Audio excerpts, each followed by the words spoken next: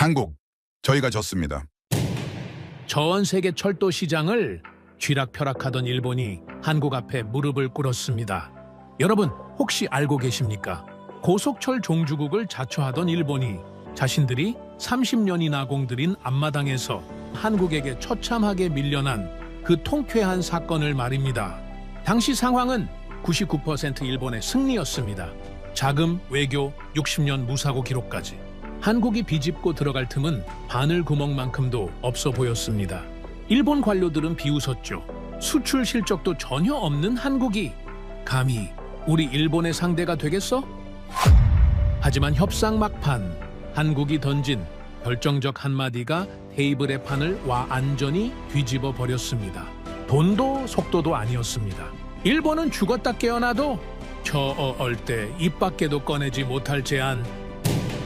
오직 한국만이 가능한 그 카드 앞에 우즈벡은 홀린 듯 한국을 선택했습니다. 대체 한국이 제안한 그 한마디는 무엇이었을까요? 30년 공들인 일본을 처참하게 꺾어버린 한국의 소름 돋는 막전막후. 지금 시작합니다.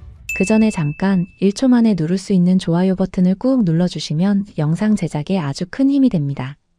그럼 바로 시작하겠습니다. 일본과 한국이 붙었습니다. 수조 원짜리 고속철 사업을 놓고 두 나라가 격돌한 거죠. 승자는 우즈베키스탄의 미래를 가져가고 패자는 빈손으로 돌아가는 겁니다. 세계가 주목했습니다. 이 싸움의 결과가 아시아 철도 시장의 판도를 바꿀 테니까요. 모두가 일본의 승리를 예상했습니다. 당연하죠. 일본이 어떤 나라입니까? 고속철의 원조입니다. 1964년에 세계 최초로 신칸센을 개통했습니다. 60년 동안 단 한 건의 사망사고도 없었죠. 세계 철도 역사상 가장 완벽한 기록입니다. 거기다 우즈베키스탄과는 30년 우방이었습니다. 도로 깔아주고 공항 지어주고 병원 세워줬죠. 은혜를 입은 나라입니다. 한국은요? 솔직히 말씀드리겠습니다. 저도 몰랐습니다. 한국이 고속철을 수출한다는 사실 자체를요.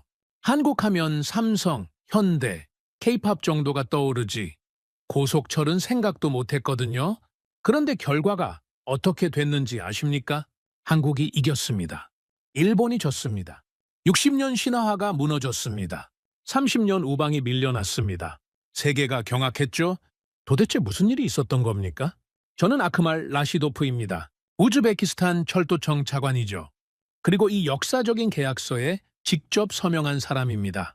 오늘 저는 그날 무슨 일이 있었는지, 왜 제가 일본을 버리고 한국을 선택했는지 처음부터 끝까지 말씀드리겠습니다. 미리 말씀드리지만 저는 한국 편이 아니었습니다. 처음에는 저도 당연히 일본이라고 생각했거든요. 아니, 저뿐만이 아닙니다. 우즈베키스탄 정부 전체가 일본을 원했습니다. 장관들도, 대통령 측근도, 외교부도, 재정부도 모두가 같은 말을 했죠. 일본이 정답이다. 언론도 마찬가지였습니다. 신칸센이 온다는 기사가 벌써 나가고 있었죠. 그런 분위기에서 제가 한국을 선택했다고 했을 때 무슨 일이 벌어졌는지 아십니까? 미쳤습니까? 장관이 저를 똑바로 쳐다보며 말했습니다. 회의실이 얼어붙었죠. 라시도프 차관, 지금 무슨 말을 하는 거요? 일본을 버리자고요. 한국이 우리 환경에 더 적합합니다. 기술적으로도, 경제적으로도요. 그건 당신 생각이고 외교는 어떻게 할 건데? 30년 관계를 한 번에 날려버릴 셈이요. 외교부 차관이 끼어들었습니다. 얼굴이 불그락푸르락했죠. 일본 대사관에서 벌써 연락 왔소. 당신 보고서 때문에 굉장히 불쾌해하고 있어요. 이거 외교 문제로 번지면 어떻게 책임질 거요? 재정부 차관도 거들었습니다. 일본 차관 조건이 얼마나 좋은데요. 저금리의 장기 상환이에요. 한국이 이 조건 맞춰줄 수 있습니까? 사방에서 공격이 쏟아졌습니다. 저 혼자였습니다. 저 혼자 한국을 밀고 있었죠. 회의실에 있는 모든 사람이 저를 미친 사람 보듯이 쳐다봤습니다. 라시도프 차관, 대통령실 정책보좌관이 낮은 목소리로 말했습니다. 조용하지만 위협적인 어조였죠. 이 서명 하나로 당신 경력 끝입니다. 잘 생각하세요. 협박이었습니다. 30년 철도 인생이 이 결정 하나에 달려 있었습니다. 일본을 선택하면 아무 일 없이 퇴임할 수 있었죠. 모두가 원하는 답이니까요. 하지만 한국을 선택하면 저는 끝장입니다. 그런데 저는 펜을 들었습니다. 떨리는 손으로 한국에 서명했습니다. 왜 그랬을까요? 왜 저는 안전한 길을 버리고 모두의 적이 되는 길을 선택했을까요? 이유를 알려면 몇 달 전으로 돌아가야 합니다. 모든 것이 시작된 그 순간으로요. 저는 30년 넘게 철도 현장에서 일했습니다. 구소련 시절부터 레일 위에서 굴러온 사람이죠. 책상에서 성장한 관료가 아닙니다. 기름때 묻은 손으로 볼트를 조이고 영하 20도의 선로 점검 나가고 40도 넘는 여름에 유지보수 작업을 했습니다. 철도가 제 인생입니다. 그런 제가 몇 년 전부터 이상한 걸 느끼기 시작했습니다. 우즈베키스탄이 성장하고 있었거든요. 인구가 늘고 경제가 커지고 도시가 확장되고 있었죠. 관광객도 몰려들었습니다. 사마르칸트, 부하라 히바, 실크로드의 보석들을 보러 전 세계에서 사람들이 왔습니다. 숫자만 보면 모든 게 장밋빛이었죠. 그런데 현장을 다녀보면 분위기가 달랐습니다. 사람들이 지쳐 있었거든요. 이동하는데 너무 오래 걸렸습니다. 타슈켄트에서 사마르칸트까지 300km인데 5시간, 6시간씩 걸렸죠. 도로는 막히고 철도는 느리고 나라는 커지는데 움직임은 오히려 느려지고 있었습니다. 기억나는 장면이 있습니다. 사마르칸트 역에서 한 노인을 만났습니다. 품에 아이를 안고 있었죠. 손자였습니다. 아이 얼굴이 창백했습니다. 열이 심한 것 같았죠? 어르신, 어디서 오셨습니까? 페르간에서요. 새벽 4시에 출발했습니다. 시계를 보니 오후 3시였습니다. 11시간이 걸린 겁니다. 타슈켄트 큰 병원에 가려고요. 지방에서는 손을 못 쓴다고 해서 노인의 눈가에 피로가 가득했습니다. 11시간 동안 아픈 손자를 안고 기차에 흔들렸을 겁니다. 그런데 타슈켄트까지 아직 2시간이 더 남았습니다. 총 13시간이죠. 300km를 이동하는데 13시간입니다. 고속철이 있으면 1시간이면 갈 거리를요. 그날 밤 저는 잠을 이룰 수 없었습니다. 그 노인의 지친 눈이 자꾸 떠올랐거든요. 이게 우리나라의 현실입니까? 21세기에 이게 말이 됩니까? 저는 자료를 파기 시작했습니다. 내부 보고서를 뒤졌습니다. 통계를 분석했죠. 그리고 소름 끼치는 사실을 발견했습니다. 이동 시간이 국가 성장 속도를 초과하기 시작함. 보고서에 적힌 문장이었습니다. 처음에는 무슨 뜻인지 몰랐습니다. 그런데 곱씹을수록 무서워졌습니다. 나라는 앞으로 달리는데 사람들은 따라가지 못한다는 겁니다. 기회는 수도에 몰리는데 지방 사람들은 닿지 못합니다. 타슈켄트만 커지고 나머지는 죽어갑니다. 젊은이들이 고향을 떠났습니다. 지방에는 노인들만 남았죠. 제가 태어난 마을도 마찬가지였습니다. 어린 시절 뛰어놀던 골목이 텅 비어 있었습니다. 이건 교통 문제가 아니었습니다. 나라가 찢어지고 있었습니다. 소련이 왜 무너졌는지 아십니까? 중심이 주변을 품지 못했기 때문입니다. 모스크바만 번영하고 변방은 소외됐죠. 우리 우즈베키스탄도 그 소외된 변방 중 하나였습니다. 같은 역사를 반복할 수는 없었습니다. 저는 결론을 내렸습니다. 고속철이 필요합니다. 지금 당장요. 이건 선택이 아니라 생존입니다. 정부에 보고서를 올렸습니다. 반응은 뜨거웠죠. 예산이 확보됐고 프로젝트가 공식화됐습니다. 우즈베키스탄 최초의 현대식 고속철 사업이 시작된 겁니다. 그런데 진짜 문제는 그 다음이었습니다. 누구에게 맡기느냐? 고속철은 아무나 만들 수 없습니다. 전 세계에서 손가락으로 꼽을 정도거든요. 일본, 프랑스, 독일, 중국, 스페인, 한국. 이 정도입니다. 우리는 수조 원을 들여서 향후 50년을 함께할 파트너를 골라야 했습니다. 입찰이 시작됐습니다. 각국 협상단이 타슈켄트로 모여들었죠. 프랑스가 왔습니다. 독일이 왔습니다. 중국도 스페인도 왔죠. 물론 일본도 왔습니다. 그리고 한국도 왔습니다. 저는 각 나라를 한 팀씩 만나봤습니다. 기술을 듣고 조건을 비교하고 태도를 살폈죠. 수십 번의 회의를 거쳤습니다. 밤을 새워가며 자료를 검토했습니다. 그리고 놀라운 사실을 발견했습니다. 모든 나라가 일본을 이길 수 없어 보였습니다. 기술도 역사도 신뢰도 뭘 봐도 일본이 앞섰죠. 솔직히 다른 나라들은 들러리 같았습니다. 결론은 이미 정해진 것 같았습니다. 일본, 저도 그렇게 생각했습니다. 모두가 그렇게 생각했죠. 회의를 할 때마다 같은 이름이 나왔습니다. 일본, 일본, 일본.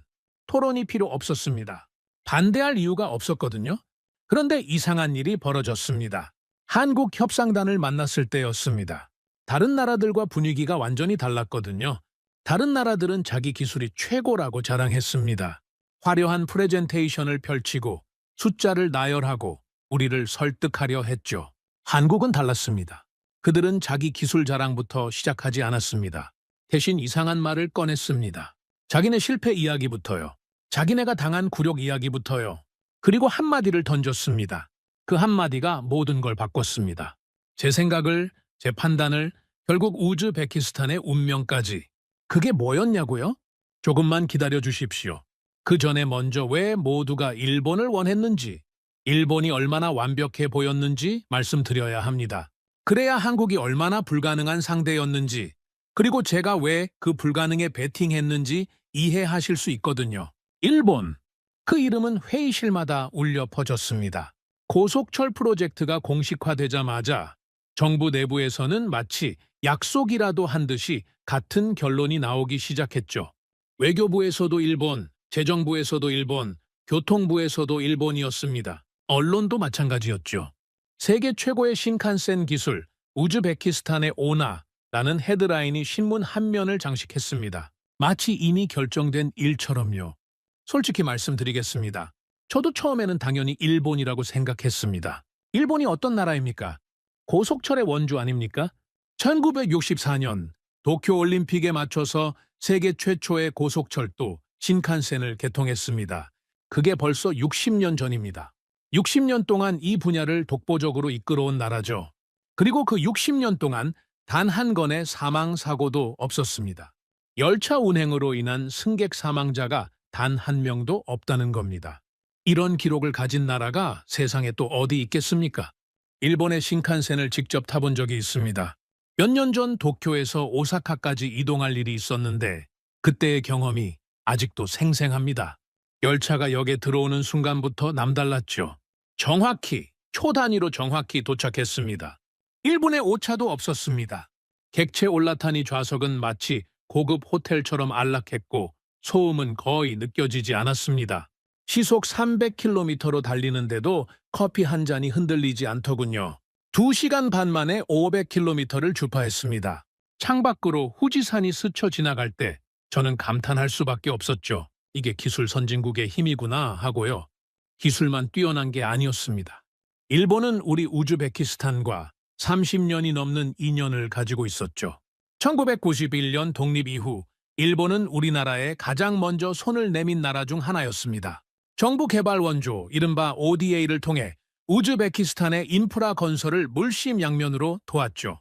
타슈켄트에 도로를 깔아줬습니다. 지방공항을 현대화해줬습니다. 발전소를 지어줬고 병원 시설도 개선해줬죠. 우리가 가장 힘들었던 시절, 국제사회에서 고립되어 있던 시절에 일본은 꾸준히 지원을 아끼지 않았습니다. 그 고마움을 우리가 모를 리 없습니다. 우즈베키스탄 정부 내부에서 일본에 대한 신뢰는 거의 절대적인 수준이었죠. 일본이 하면 믿을 수 있다는 공식이 암묵적으로 형성되어 있었습니다. 30년 동안 쌓아온 신뢰 자산이라는 게 그런 겁니다. 하루아침에 만들어지는 게 아니죠. 수십 년에 걸친 꾸준한 협력, 약속을 지키는 모습, 위기 때 손을 내미는 태도, 이런 것들이 쌓여서 만들어지는 겁니다. 정부 내부의 분위기는 명확했습니다. 고속철? 당연히 일본이지. 회의에 들어가면 토론이랄 게 없었습니다. 일본 외에 대안이 있나? 라는 질문이 나오면 아무도 대답하지 않았죠. 침묵이 곧 동의였습니다.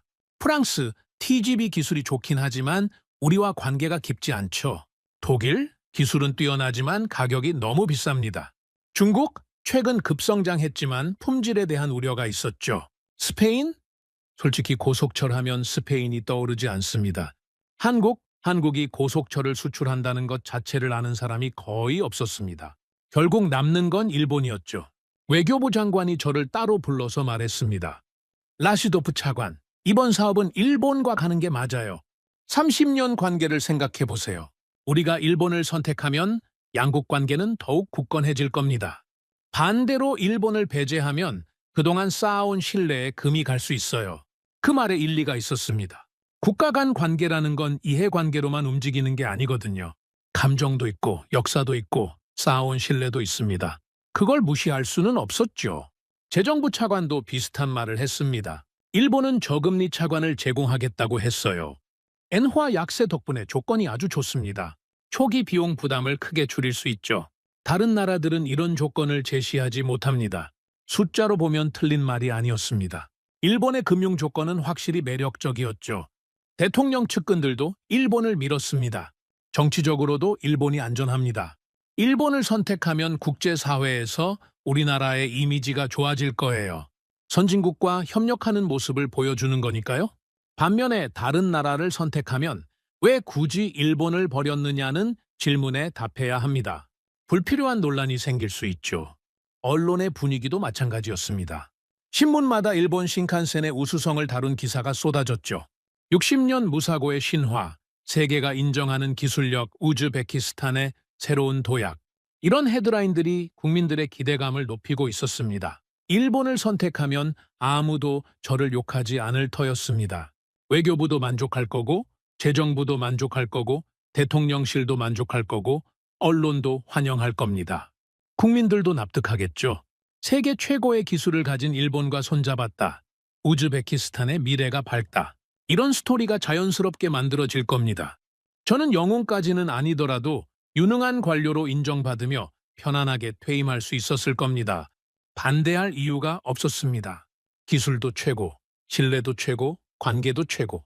누가 봐도 정답이었죠. 그런데 이상했습니다. 너무 완벽했거든요. 회의를 거듭할수록 제 안에서 묘한 불편함이 자라나기 시작했습니다. 처음에는 그게 뭔지 몰랐습니다. 그냥 기분 탓이려니 했죠. 하지만 그 불편함은 점점 커져만 갔습니다. 밤에 잠자리에 들어도 뭔가 찜찜한 느낌이 가시지 않았죠.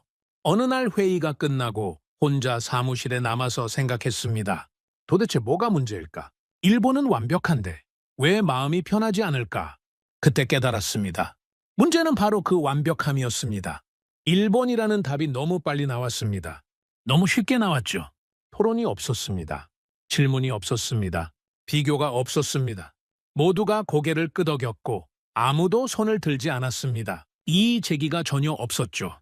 마치 처음부터 답이 정해져 있었던 것처럼요. 30년 동안 현장에서 일하면서 저는 한 가지를 배웠습니다. 모든 사람이 같은 답을 말할 때 그때가 가장 위험하다는 것을요. 완벽해 보이는 계획이 현장에서 무너지는 걸 수없이 봤습니다. 모두가 찬성한 프로젝트가 처참하게 실패하는 걸 목격했죠. 왜 그랬을까요? 질문이 없었기 때문입니다. 의심이 없었기 때문입니다.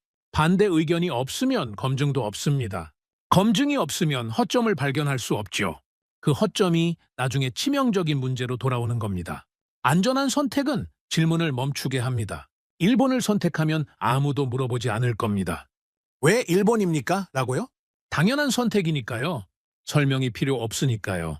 하지만 그게 정말 좋은 걸까요? 수조 원이 들어가고 50년 동안 국가의 운명을 좌우할 결정인데 질문 하나 없이 통과되는 게 정상입니까? 저는 스스로에게 물었습니다. 아크말, 너는 정말로 일본이 최선이라고 확신하느냐? 아니면 그냥 남들이 다 그렇게 말하니까 따라가는 거냐? 대답할 수 없었습니다. 확신이 없었거든요. 저는 일본의 기술이 뛰어나다는 건 알았지만 다른 나라들의 기술을 제대로 비교해 본 적이 없었습니다. 일본의 조건이 좋다고 들었지만 다른 나라들의 조건을 직접 검토해 본 적이 없었죠. 저는 그냥 분위기에 휩쓸려 가고 있었던 겁니다. 그 사실을 깨닫는 순간 부끄러웠습니다. 저는 철도청 차관입니다. 30년 동안 현장에서 잔뼈가 굵은 사람이죠. 책상에서 성장한 관료가 아니라 레일 위에서 경력을 쌓아온 전문가입니다. 그런 제가 가장 중요한 결정을 앞두고 남의 말만 듣고 따라가려 했다니요. 스스로 검증하지 않고 스스로 질문하지 않고 그냥 흐름에 몸을 맡기려 했다니요. 이건 직무유기입니다. 제가 이 자리에 있는 이유는 편한 결정을 내리려고가 아닙니다. 옳은 결정을 내리려고 있는 겁니다. 설령 그 결정이 불편하고 힘들고 저항에 부딪히더라도요. 그게 제 책임이죠. 밤새 생각했습니다. 담배를 연달아 피우며 창밖을 바라봤죠. 타슈켄트의 야경은 여전히 화려했지만 제 마음은 무거웠습니다. 이대로 가면 안 된다는 생각이 점점 강해졌습니다. 정해진 답이 있다면 질문부터 다시 해야 한다. 저는 결심했습니다. 판을 멈추겠다고요. 모든 후보국을 직접 만나보기로 했습니다. 일본만 보지 않겠다고요. 프랑스도, 독일도, 중국도, 스페인도, 그리고 한국도 전부 다 만나서 직접 듣고, 직접 비교하고, 직접 판단하겠다고요? 다음 날 아침 저는 장관에게 보고했습니다. 고속철 사업 파트너 선정을 위해 모든 후보국을 공식 검토하겠습니다. 일본뿐 아니라 다른 나라들의 제안도 동등하게 비교 평가하겠습니다. 장관의 표정이 굳어졌습니다. 라시도프 차관, 굳이 그럴 필요가 있나요? 이미 분위기는 일본 쪽으로 기울어 있는데요. 그래서 더 해야 합니다. 저는 단호하게 대답했죠. 분위기로 국가의 운명을 결정할 수는 없습니다. 객관적인 비교 없이 결론을 내리면 나중에 문제가 생겼을 때 아무도 책임질 수 없습니다. 저는 책임질 수 있는 결정을 내리고 싶습니다. 장관은 한참 동안 저를 바라봤습니다. 그리고 한숨을 쉬며 말했죠. 조소 라시도프 차관, 당신 뜻대로 하시오. 하지만 결론은 크게 달라지지 않을 겁니다. 시간 낭비가 될 수도 있어요. 그 시간 낭비의 책임은 제가 지겠습니다. 회의실을 나서면서 등 뒤로 수군거리는 소리가 들렸습니다. 저 사람 왜 저래? 일본이면 되는 걸 왜 복잡하게 만들어? 괜히 일 벌리는 거 아냐? 외교 문제 생기면 어쩌려고? 저는 무시했습니다. 그들의 말이 틀렸다고 생각하지 않았습니다. 그들 입장에서는 당연한 반응이니까요. 일본은 안전합니다. 일본을 고르면 아무도 손가락질하지 않죠. 문제가 생겨도 우리는 최선을 다해 세계 최고를 선택했다고 변명할 수 있습니다. 하지만 저는 변명할 수 있는 선택이 아니라 변명이 필요 없는 선택을 하고 싶었습니다. 각국에 공식 서한을 보냈습니다. 우즈베키스탄 고속철 사업에 관심 있는 모든 나라의 제안을 검토하겠다고요. 프랑스, 독일, 중국, 스페인, 한국, 그리고 물론 일본도 포함됐죠. 동등한 조건에서 경쟁하라고 했습니다. 답장이 쏟아져 들어왔습니다. 모든 나라가 관심을 보였죠.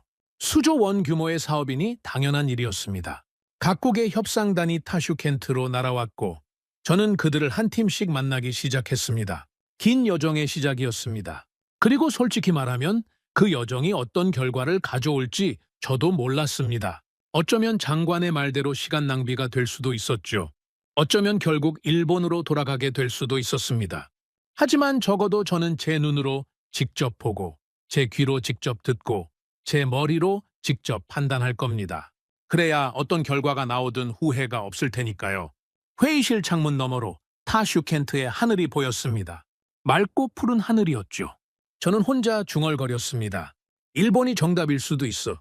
아닐 수도 있고. 하지만 질문도 안 하고 답을 정하는 건 그건 내 방식이 아니야. 그렇게 저는 모든 나라를 만나기 시작했습니다. 그리고 그 과정에서 예상치 못한 것들을 발견하게 됩니다. 특히 한국이라는 나라에서요. 각국의 협상단이 타슈켄트로 모여들기 시작했습니다. 프랑스가 먼저 왔습니다. 그 다음 독일, 중국, 스페인 순이었죠. 한국도 일정을 잡아왔고 일본은 마지막에 오겠다고 했습니다. 아마도 대미를 장식하겠다는 의도였겠죠. 가장 강력한 후보가 마지막에 등장해서 결정타를 날리겠다는 전략이었을 겁니다. 저는 각 나라의 협상단을 공평하게 대했습니다. 같은 회의실에서 같은 시간을 주고 같은 질문을 던졌죠. 기술 스펙은 어떻습니까? 가격 조건은 어떻습니까? 유지 보수는 어떻게 됩니까? 기술 이전은 가능합니까? 현지 인력 양성은 지원합니까?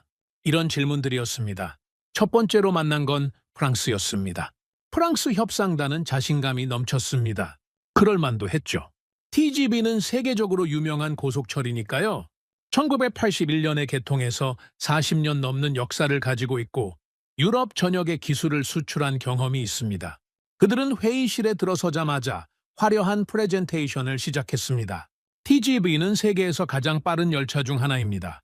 시속 320km로 정규 운행하며 시험 주행에서는 시속 514km를 기록한 적도 있죠. 프랑스의 기술력은 유럽 전체가 인정하고 있습니다. 숫자들이 쏟아졌습니다. 속도, 안전기록, 수송인원, 운행거리. 그래프와 도표가 스크린을 가득 채웠죠. 인상적이었습니다. 프랑스 기술력이 뛰어나다는 건 의심의 여지가 없었습니다. 하지만 제가 진짜 듣고 싶었던 이야기는 나오지 않았습니다. 기술 이전은 어느 정도까지 가능합니까? 제가 물었습니다. 프랑스 측 대표가 잠시 머뭇거렸습니다. 핵심 기술은 프랑스에서 관리합니다. 물론 운영에 필요한 기본적인 교육은 제공하죠. 하지만 핵심 시스템의 유지 보수는 저희 엔지니어들이 담당하게 됩니다. 그게 품질을 보장하는 가장 확실한 방법이니까요. 예상했던 대답이었습니다. 핵심 기술은 안 준다는 거죠. 우리는 열차를 굴리기만 하고 진짜 중요한 부분은 프랑스가 쥐고 있겠다는 겁니다. 부품 조달은 어떻게 됩니까? 주요 부품은 프랑스에서 공급합니다. 품질 관리를 위해서죠. 현지 조달 비율은 점진적으로 높여갈 수 있지만 핵심 부품은 저희가 공급하는 게 안전합니다. 회의가 끝나고 프랑스 협상단이 떠난 뒤 저는 메모를 정리했습니다. 기술력은 뛰어나다. 하지만 그들이 파는 건 열차가 아니라 종속이다. 우리가 프랑스를 선택하면 30년 동안 부품을 사야 하고 정비를 맡겨야 하고 문제가 생길 때마다 프랑스를 불러야 한다. 가격은 프랑스가 정한다. 우리는 그냥 내야 한다. 독일은 더 솔직했습니다. IC를 앞세운 독일 협상단은 기술적 완성도를 강조했죠. 독일 공학의 정수입니다. 정밀함과 내구성에서 타의 추종을 불허하죠. 그 말은 사실이었습니다. 독일 제품의 품질은 세계적으로 정평이 나 있으니까요. 하지만 가격표를 보는 순간 눈이 휘둥그레졌습니다. 다른 나라들보다 30% 이상 비쌌거든요. 독일 측 대표는 태연하게 말했습니다. 품질에는 가격이 따르는 법입니다. 싼 게 비지떡이라는 말이 있지 않습니까? 틀린 말은 아닙니다. 하지만 우리 예산에는 한계가 있었죠. 아무리 좋은 기술이라도 감당할 수 없는 가격이면 의미가 없습니다. 게다가 기술 이전 조건도 프랑스와 크게 다르지 않았습니다. 핵심은 독일이 쥐고 우리는 운영만 하는 구조였죠. 중국은 완전히 다른 전략으로 나왔습니다. 가격이었습니다. 중국 협상단은 1000마디부터 숫자를 들이밀었죠. 다른 나라들보다 40% 저렴하게 해드리겠습니다. 중국은 지난 20년간 세계에서 가장 많은 고속철을 건설했습니다. 규모의 경제를 통해 비용을 획기적으로 낮췄죠. 실제로 중국의 고속철 네트워크는 경이로운 수준입니다. 총 연장 거리가 4만 킬로미터를 넘어서 세계 1위죠. 기술적으로도 급성장했습니다. 처음에는 일본과 유럽 기술을 도입했지만 이제는 자체 개발한 푸싱호로 시속 350km 운행을 하고 있으니까요. 하지만 저에게는 걸리는 게 있었습니다. 품질 관리는 어떻게 하십니까? 제가 물었습니다. 중국 고속철이 급성장한 건 사실이지만 그 과정에서 안전 문제가 불거진 적도 있었거든요. 2011년 원저우 사고가 대표적이죠. 두 열차가 충돌해서 40명이 사망한 사건이었습니다. 중국 측 대표는 준비된 답변을 내놓았습니다. 그 사고 이후 안전 시스템을 전면 개선했습니다. 지금은 세계 최고 수준의 안전 기록을 가지고 있죠. 통계 자료를 보여주면서 설명했습니다. 납득이 안 되는 건 아니었습니다. 하지만 마음 한구석에 불안이 남았죠. 가격이 저렴한 건 좋지만 국가 인프라를 값싸다는 이유만으로 선택할 수는 없었습니다. 게다가 중국을 선택하면 지정학적 문제도 고려해야 했습니다. 러시아와의 관계, 미국과의 관계, 복잡한 국제, 정세 속에서 중국에 대한 의존도를 높이는 게 현명한지 확신이 서지 않았죠. 스페인은 솔직히 인상적이지 않았습니다. 기술 자체는 나쁘지 않았습니다. 스페인 고속철 ABE도 30년 넘는 역사가 있고 유럽과 중동의 수출 경험이 있죠. 하지만 협상단의 프레젠테이션이 다른 나라들에 비해 밋밋했습니다. 열정이 느껴지지 않았달까요? 마치 의무적으로 참석한 것 같은 느낌이었습니다. 우즈베키스탄 시장에 대해 얼마나 연구하셨습니까? 제가 물었습니다. 스페인 측 대표가 잠시 당황한 기색을 보였습니다. 물론 기본적인 조사는 했습니다. 인구, 경제 규모, 철도 현황 등을요. 하지만 구체적인 이야기가 나오지 않았습니다. 우리나라 지형에 대한 분석도, 기후 조건에 대한 고려도, 기존 철도망과의 연계 방안도 없었죠. 그들은 그냥 자기네 열차를 팔러 온 거였습니다. 우리가 어떤 나라인지, 무엇이 필요한지 별로 관심이 없어 보였습니다. 나라마다 만날 때마다 같은 패턴이 반복됐습니다. 기술 스펙 나열, 가격 제시, 좋은 조건이라는 강조, 그리고 계약을 서두르라는 압박, 모두 팔 준비는 되어 있었습니다. 하지만 미래를 함께할 준비는 달라 보였습니다. 저는 점점 지쳐갔습니다. 회의를 거듭할수록 피로가 쌓였죠. 낮에는 협상단을 만나고 밤에는 자료를 검토하고 새벽에는 보고서를 작성했습니다. 잠을 제대로 자지 못하는 날이 계속됐습니다. 눈 밑에 다크서클이 짙어졌고 담배 소비량은 2배로 늘었죠. 어느 날 밤 저는 책상 앞에 앉아서 각국의 제안서를 펼쳐놓았습니다. 프랑스, 독일, 중국, 스페인. 네 나라의 자료가 쌓여 있었죠. 그걸 바라보면서 한숨이 나왔습니다. 다 똑같았거든요. 형식만 다르지 본질은 같았습니다. 우리 기술이 최고다. 우리 열차가 가장 좋다. 그러니까 우리를 선택해라. 그게 전부였죠. 우리 우즈베키스탄이 어떤 상황인지, 무엇을 필요로 하는지, 30년 뒤에 어떤 나라가 되고 싶은지 그런 건 관심 밖이었습니다. 그들에게 우리는 그저 고객이었습니다. 돈을 내고 물건을 사는 구매자. 그 이상도 이하도 아니었죠. 가만히 생각해 봤습니다. 이 나라들 중 하나를 선택하면 어떻게 될까? 열차는 들어올 겁니다. 고속철이 개통되겠죠. 타슈켄트에서 사마르칸트까지 1시간 만에 갈 수 있게 될 겁니다. 언론은 환호할 거고 국민들은 기뻐하겠죠. 저도 업적을 인정받을 수 있을 겁니다. 하지만 그 다음은요? 열차가 고장나면 외국 기술자를 불러야 합니다. 부품이 필요하면 외국에서 수입해야 하죠. 가격은 그들이 정합니다. 우리는 그냥 내야 합니다. 5년이 지나도 10년이 지나도 30년이 지나도 우리는 여전히 그들에게 의존하고 있을 겁니다. 자체 기술은 없고 자체 부품 생산 능력도 없고 스스로 유지보수할 역량도 없죠. 그게 발전입니까? 아닙니다. 그건 새로운 형태의 종속입니다. 구소련 시절을 떠올렸습니다. 그때도 우리는 모스크바에 의존했죠. 기술도 모스크바에서, 자원도 모스크바에서, 결정도 모스크바에서 우리는 그냥 시키는 대로 했습니다. 독립한 지 30년이 넘었는데 또다시 누군가에게 의존하는 구조를 만들자고요? 주인만 바뀌고 종속은 계속되는 겁니까? 그건 제가 원하는 미래가 아니었습니다. 저는 깨달았습니다. 우리가 사려는 건 열차가 아니라는 걸요? 우리는 미래를 사려는 겁니다. 다음 30년, 50년을 함께할 파트너를 고르는 겁니다. 물건을 파는 판매자가 아니라 함께 성장할 동반자를 찾는 거죠. 그렇게 생각하니까 기준이 달라졌습니다. 지금까지 저는 기술 스펙과 가격만 봤습니다. 어느 나라 열차가 더 빠른지, 어느 나라 조건이 더 저렴한지 그런 숫자들만 비교했죠. 하지만 그건 구매자의 시선이었습니다. 물건을 사는 사람의 관점이었죠. 이제 질문을 바꿔야 했습니다. 이 나라는 우리와 함께 성장할 의지가 있는가? 우리를 고객으로 보는가? 파트너로 보는가? 우리가 스스로 설 수 있도록 도와줄 준비가 되어 있는가? 30년 뒤에 우리가 기술 종속에서 벗어나 있을 수 있도록 길을 열어줄 것인가? 이 질문에 답할 수 있는 나라가 있을까요? 솔직히 회의적이었습니다. 지금까지 만난 나라들 중에는 없었으니까요. 모두 자기 열차를 팔 생각만 했지 우리의 자립을 도와주겠다는 나라는 없었습니다. 어쩌면 그게 당연한 건지도 모릅니다. 국제 비즈니스에서 순수한 선의를 기대하는 건 순진한 생각일 수 있으니까요. 아직 만나지 않은 나라가 2개 남아 있었습니다. 한국과 일본. 일본은 이미 답이 정해져 있는 것처럼 여겨지는 나라였죠. 모두가 일본을 원했고 일본이 최선이라고 믿었습니다. 마지막에 등장해서 화려하게 마무리 지을 준비를 하고 있겠죠.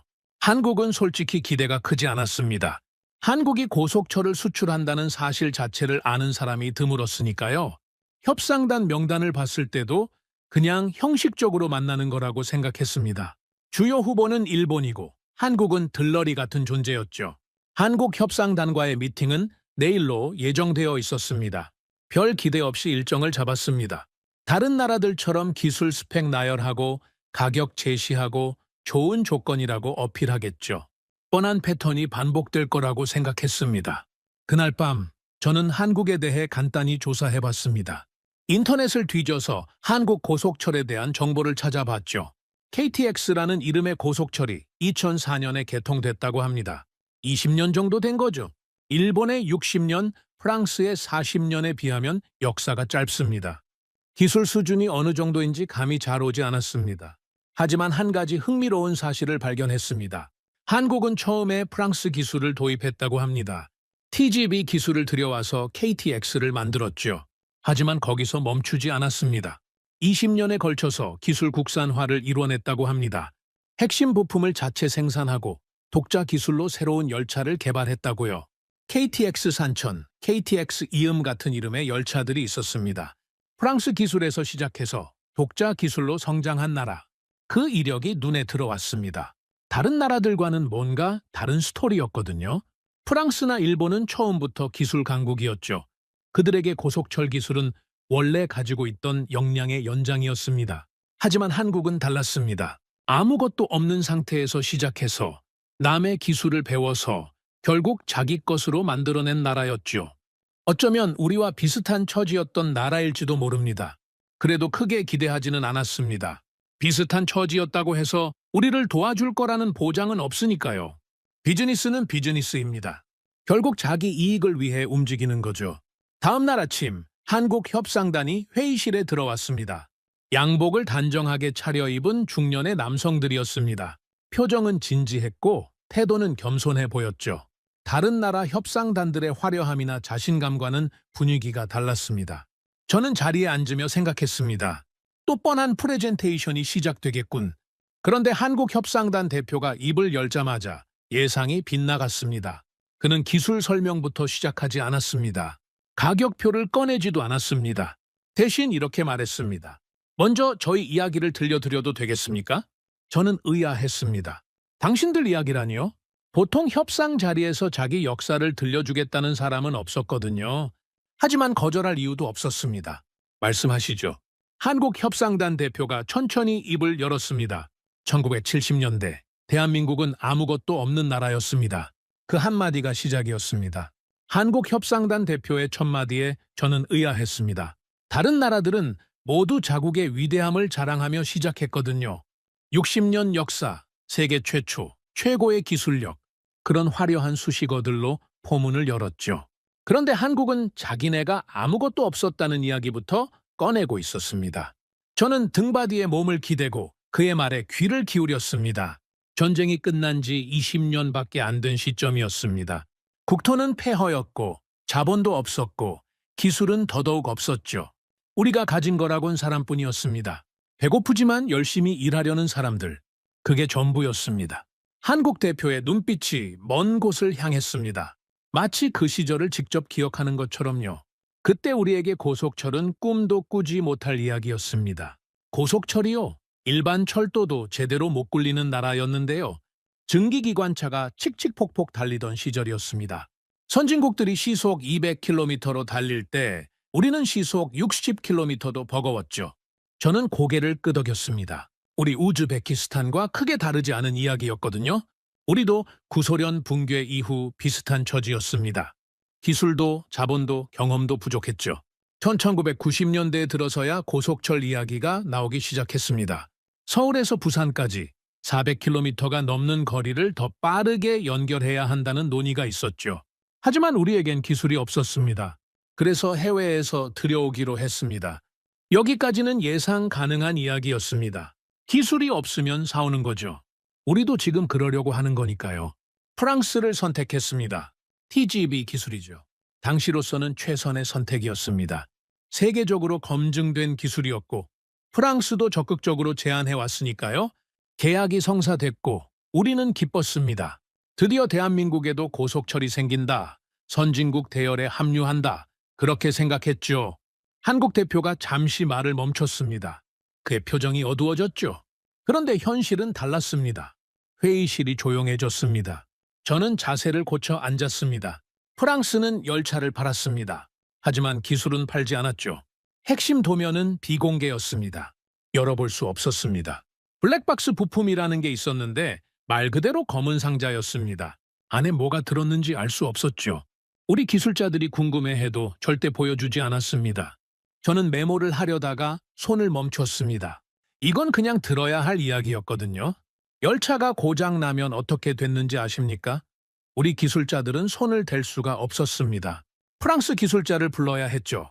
그들이 비행기 타고 올 때까지 기다려야 했습니다. 며칠이 걸리든 일주일이 걸리든 그냥 기다리는 수밖에 없었습니다. 자기 나라 열차인데 자기 나라 기술자가 고칠 수 없었던 겁니다. 그 말에 저는 가슴 한구석이 서늘해지는 걸 느꼈습니다. 자기 나라 열차를 자기가 고치지 못한다.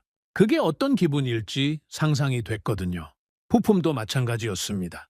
작은 부품 하나가 필요해도 프랑스에서 수입해야 했습니다.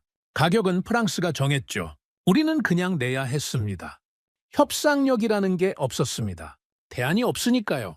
프랑스 부품 아니면은 열차가 안 굴러가니까요. 한국 대표의 목소리에 쓴웃음이 묻어났습니다. 라시도프 차관님, 그게 무슨 기분인지 아십니까? 저는 대답하지 않았습니다. 하지만 알 것 같았습니다. 모양은 주인인데 실제로는 주인이 아닌 겁니다. 열차는 우리 땅을 달리고 우리 국민을 태우고 우리 국기를 달고 있는데 정작 그 열차의 심장은 우리 것이 아니었습니다. 껍데기만 가진 거죠. 속은 텅 빈 소유권이었습니다. 그는 잠시 숨을 고르더니 말을 이었습니다. 굴욕이었습니다. 그 단어가 회의실에 무겁게 내려앉았습니다. 우리는 스스로 자랑스러워했습니다. 고속철이 생겼다고요. 선진국 기술을 도입했다고요. 하지만 속을 들여다보면 부끄러웠습니다. 우리가 한 건 돈을 내고 물건을 산 것뿐이었거든요. 기술을 배운 게 아니었습니다. 자립한 게 아니었습니다. 그냥 새로운 형태로 종속된 거였죠. 저는 그 말을 듣고 있으면서 이상한 감정을 느꼈습니다. 낯선 나라의 이야기인데 왜 이렇게 마음이 동하는 걸까요? 아마 우리 우즈베키스탄도 비슷한 처지에 놓일 수 있다는 걸 알기 때문이겠죠. 그래서 결심했습니다. 우리도 우리 기술을 만들자고요. 한국 대표의 눈빛이 달라졌습니다. 쓸쓸함이 거치고 단단함이 드러났습니다. 20년이 걸렸습니다. 처음에는 아무것도 몰랐습니다. 프랑스 기술자들 옆에서 어깨 너머로 배웠죠. 몰래 메모하고 밤새 연구하고 수천 번 시행착오를 겪었습니다. 실패도 많았습니다. 욕도 많이 먹었죠. 왜 돈 들여서 직접 개발하느냐? 그냥 사다 쓰면 되지 않느냐? 그런 비판이 쏟아졌습니다. 그는 단호하게 말했습니다. 그래도 포기하지 않았습니다. 처음에는 작은 부품부터 시작했습니다. 볼트 하나, 너트 하나. 프랑스 부품과 똑같은 걸 만들어 보자고요. 품질이 안 나왔습니다. 다시 만들었습니다. 또 안 됐습니다. 또 만들었습니다. 그렇게 수백 번, 수천 번을 반복했습니다. 그러다 어느 날 드디어 품질이 나왔습니다. 프랑스 부품과 똑같은 성능이 나온 겁니다. 한국 대표의 얼굴에 희미한 미소가 번졌습니다. 그 작은 성공이 시작이었습니다. 부품 하나가 되니까 다른 부품도 되기 시작했습니다. 점점 범위가 넓어졌죠. 핵심 부품을 국산화했습니다. 그 다음에는 시스템 전체를 이해하기 시작했습니다. 설계 도면을 직접 그릴 수 있게 됐습니다. 그리고 마침내 우리만의 열차를 만들었습니다. 그는 잠시 말을 멈추고 저를 바라봤습니다. KTX 산천이라는 열차입니다. 프랑스 기술이 아닌 대한민국 자체 기술로 만든 열차죠. 그리고 그 이후에 KTX 이음을 만들었습니다. 이건 완전히 새로운 설계입니다. 우리 땅에 맞게, 우리 환경에 맞게, 우리가 처음부터 끝까지 설계하고 제작한 열차입니다. 저는 진심으로 놀랐습니다. 20년 만에 기술 종속에서 벗어나 자체 기술을 확보했다는 건 대단한 성취였거든요. 프랑스나 일본처럼 처음부터 선진국이었던 나라가 아니라 아무것도 없던 나라가 해냈다는 게 더욱 인상적이었습니다. 왜 이 이야기를 저에게 하시는 겁니까? 제가 물었습니다. 솔직히 궁금했거든요. 지금까지 만난 나라들은 모두 자기네 기술이 최고라는 이야기만 했습니다. 한국은 오히려 자기네가 겪은 실패와 굴욕을 먼저 꺼내고 있었죠. 영업 전략으로는 이상한 선택이었습니다. 한국 대표가 저를 똑바로 쳐다봤습니다. 그의 눈빛은 진지했고 목소리는 낮고 단단했습니다. 라시도프 차관님, 저희가 겪은 서름을 당신들은 겪지 않게 하겠습니다. 그 순간 회의실이 멈춘 것 같았습니다. 저는 숨을 멈췄습니다. 그 문장이 공기 중에 떠다니는 것 같았죠. 다른 나라들이 했던 수많은 말들, 기술 스펙, 가격 조건, 좋은 조건이라는 어필들, 그 모든 것들이 한순간에 희미해졌습니다. 그 문장 하나가 모든 것을 압도했습니다. 저희는 알고 있습니다. 기술 종속이 어떤 건지요. 남의 손을 빌려야만 자기 것을 굴릴 수 있는 굴욕이 어떤 건지요. 우리가 직접 겪었으니까요. 20년 동안 그 서름을 뼈저리게 느꼈습니다. 한국 대표의 목소리가 조금 떨렸습니다. 감정이 담겨 있었죠. 그래서 저희는 우즈베키스탄의 열차만 팔려고 온 게 아닙니다. 기술을 드리러 왔습니다. 당신들이 스스로 설 수 있게 도와드리러 왔습니다. 그가 테이블 위에 서류 하나를 꺼내놓았습니다. 이건 저희 제안서입니다. 기술 이전 조항을 보십시오. 핵심 기술 완전 이전, 정비 인력 양성 프로그램, 부품 국산화 협력, 이 세 가지를 약속드립니다. 계약서에 명시하겠습니다. 저는 서류를 집어들었습니다. 손이 살짝 떨렸죠. 페이지를 넘기면서 그 조항들을 확인했습니다. 정말로 적혀 있었습니다. 다른 나라들이 절대 내놓지 않았던 조건들이요. 10년 안에 우즈베키스탄 기술자들이 스스로 정비할 수 있게 만들어 드리겠습니다. 처음에는 저희 엔지니어들이 와서 함께 일하겠습니다. 하지만 점차 손을 떼겠습니다. 최종 목표는 당신들이 저희 도움 없이도 열차를 굴릴 수 있게 되는 겁니다. 저는 고개를 들어 그를 바라봤습니다. 진심인지 확인하고 싶었거든요. 왜 그렇게까지 하십니까? 기술을 넘기면 당신들은 손해 아닙니까? 우리가 기술을 가지면 더 이상 당신들 부품을 사지 않아도 됩니다. 당신들 엔지니어를 부르지 않아도 되죠. 장기적으로 보면 당신들 수익이 줄어드는 거 아닙니까? 한국 대표가 미소를 지었습니다. 쓸쓸하면서도 따뜻한 미소였죠. 맞습니다. 단기적으로는 저희가 손해일 수 있습니다. 하지만 저희는 그렇게 생각하지 않습니다. 무슨 뜻입니까? 저희가 성장한 방식이 그랬거든요. 저희도 누군가의 도움을 받았습니다. 물론 기술은 직접 개발해야 했지만 그 과정에서 배운 게 있습니다. 진짜 파트너는 함께 성장하는 거라고요. 당신들이 강해지면 저희도 함께 강해집니다. 당신들이 성공하면 그게 저희의 성공이기도 합니다. 저는 할 말을 잃었습니다. 지금까지 만난 어떤 나라도 이런 말을 하지 않았거든요. 모두 자기 이익을 위해 움직였습니다. 당연한 거죠. 국제 비즈니스니까요. 그런데 한국은 뭔가 달랐습니다. 그냥 물건을 파는 게 아니라 진짜로 우리를 생각하는 것 같았습니다. 물론 의심이 들었습니다. 이게 그냥 영업 전략일 수도 있잖아요. 좋은 말로 꿰어서 계약을 따내려는 속셈일 수도 있죠. 저는 30년 동안 현장에서 굴러온 사람입니다. 좋은 말에 속아본 적이 한두 번이 아니에요. 하지만 이상하게도 이 사람의 말은 진심으로 느껴졌습니다. 아마 그가 꺼낸 이야기 때문일 겁니다. 자기네 실패, 자기네 굴욕, 자기네 서름. 그걸 숨기지 않고 먼저 꺼냈거든요. 잘난 척하려면 그런 이야기는 감추는 게 정상입니다. 하지만 그는 오히려 그걸 먼저 보여줬습니다. 그래서 믿음이 갔죠. 회의실에서 나온 뒤 저는 복도에 서서 한참 동안 창밖을 바라봤습니다. 머릿속이 복잡했습니다. 한국 협상단의 말이 계속 맴돌았죠. 저희가 겪은 서름을 당신들은 겪지 않게 하겠습니다. 그 문장이 머리에서 떠나지 않았습니다. 좋은 말이었습니다. 감동적이었죠. 하지만 저는 감정으로 국가를 운영할 수 없습니다. 좋은 말과 옳은 선택은 다른 겁니다. 제가 감동받았다고 해서 그게 최선의 선택이라는 보장은 없죠. 저는 스스로를 다잡았습니다. 냉정해져야 한다. 숫자를 봐야 한다. 데이터를 검증해야 한다. 한국의 그 약속이 진짠지 아니면 그냥 영업용 멘트인지 객관적으로 확인해야 한다. 아직 일본도 만나지 않았습니다. 일본은 여전히 가장 강력한 후보죠. 60년 역사, 완벽한 안전 기록, 30년 우방 관계. 객관적인 조건만 보면 일본이 앞섭니다. 한국의 마음이 동했다고 해서 성급하게 결정하면 안 됩니다. 그건 제가 비판했던 바로 그 행태거든요. 질문 없이, 검증 없이 분위기에 휩쓸려 결정하는 것. 저는 그걸 피하려고 이 모든 걸 시작한 겁니다. 그날 밤 저는 사무실에 남아서 한국의 제안서를 꼼꼼히 읽었습니다. 모든 조항을 확인하고 숫자를 검토하고 조건들을 분석했죠. 동시에 다른 나라들의 제안서도 다시 펼쳐놓고 비교했습니다. 한 가지는 분명했습니다. 한국은 더 이상 들러리가 아니었습니다. 그들은 변수가 됐습니다. 무시할 수 없는 변수. 어쩌면 판을 뒤집을 수도 있는 변수.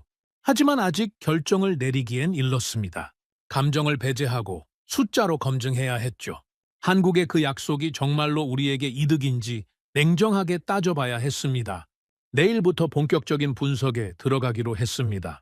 우리나라 지형에 맞는 기술인지, 장기적 비용은 어떻게 되는지, 진짜로 기술 이전이 가능한 구조인지 모든 것을 숫자로 확인할 겁니다. 그리고 일본도 만나야 합니다. 아직 가장 강력한 후보를 만나지 않았으니까요. 일본의 제안을 듣고 한국과 직접 비교해봐야 합니다. 그래야 공정한 판단이 가능하죠. 담배를 물고 창밖을 바라봤습니다. 타슈켄트의 밤하늘에 별이 총총했죠. 저는 혼자 중얼거렸습니다. 그 문장은 진심일까? 아니면 그냥 영업 멘트일까? 대답은 숫자가 해줄 겁니다. 데이터가 해줄 거죠. 저는 책상으로 돌아가 다시 자료를 펼쳤습니다. 밤은 길었고 해야 할 일은 많았습니다. 한국 협상단이 떠난 다음 날부터 저는 본격적인 분석에 들어갔습니다. 감정에 휩쓸리면 안 됩니다. 저희가 겪은 서름을 당신들은 겪지 않게 하겠습니다.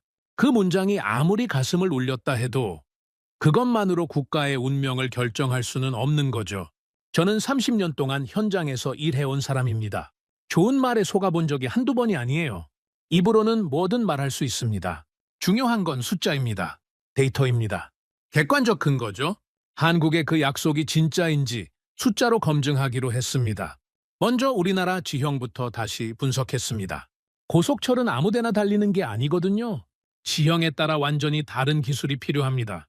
평지가 많은 나라와 산악 지형이 많은 나라는 요구사항이 다르죠.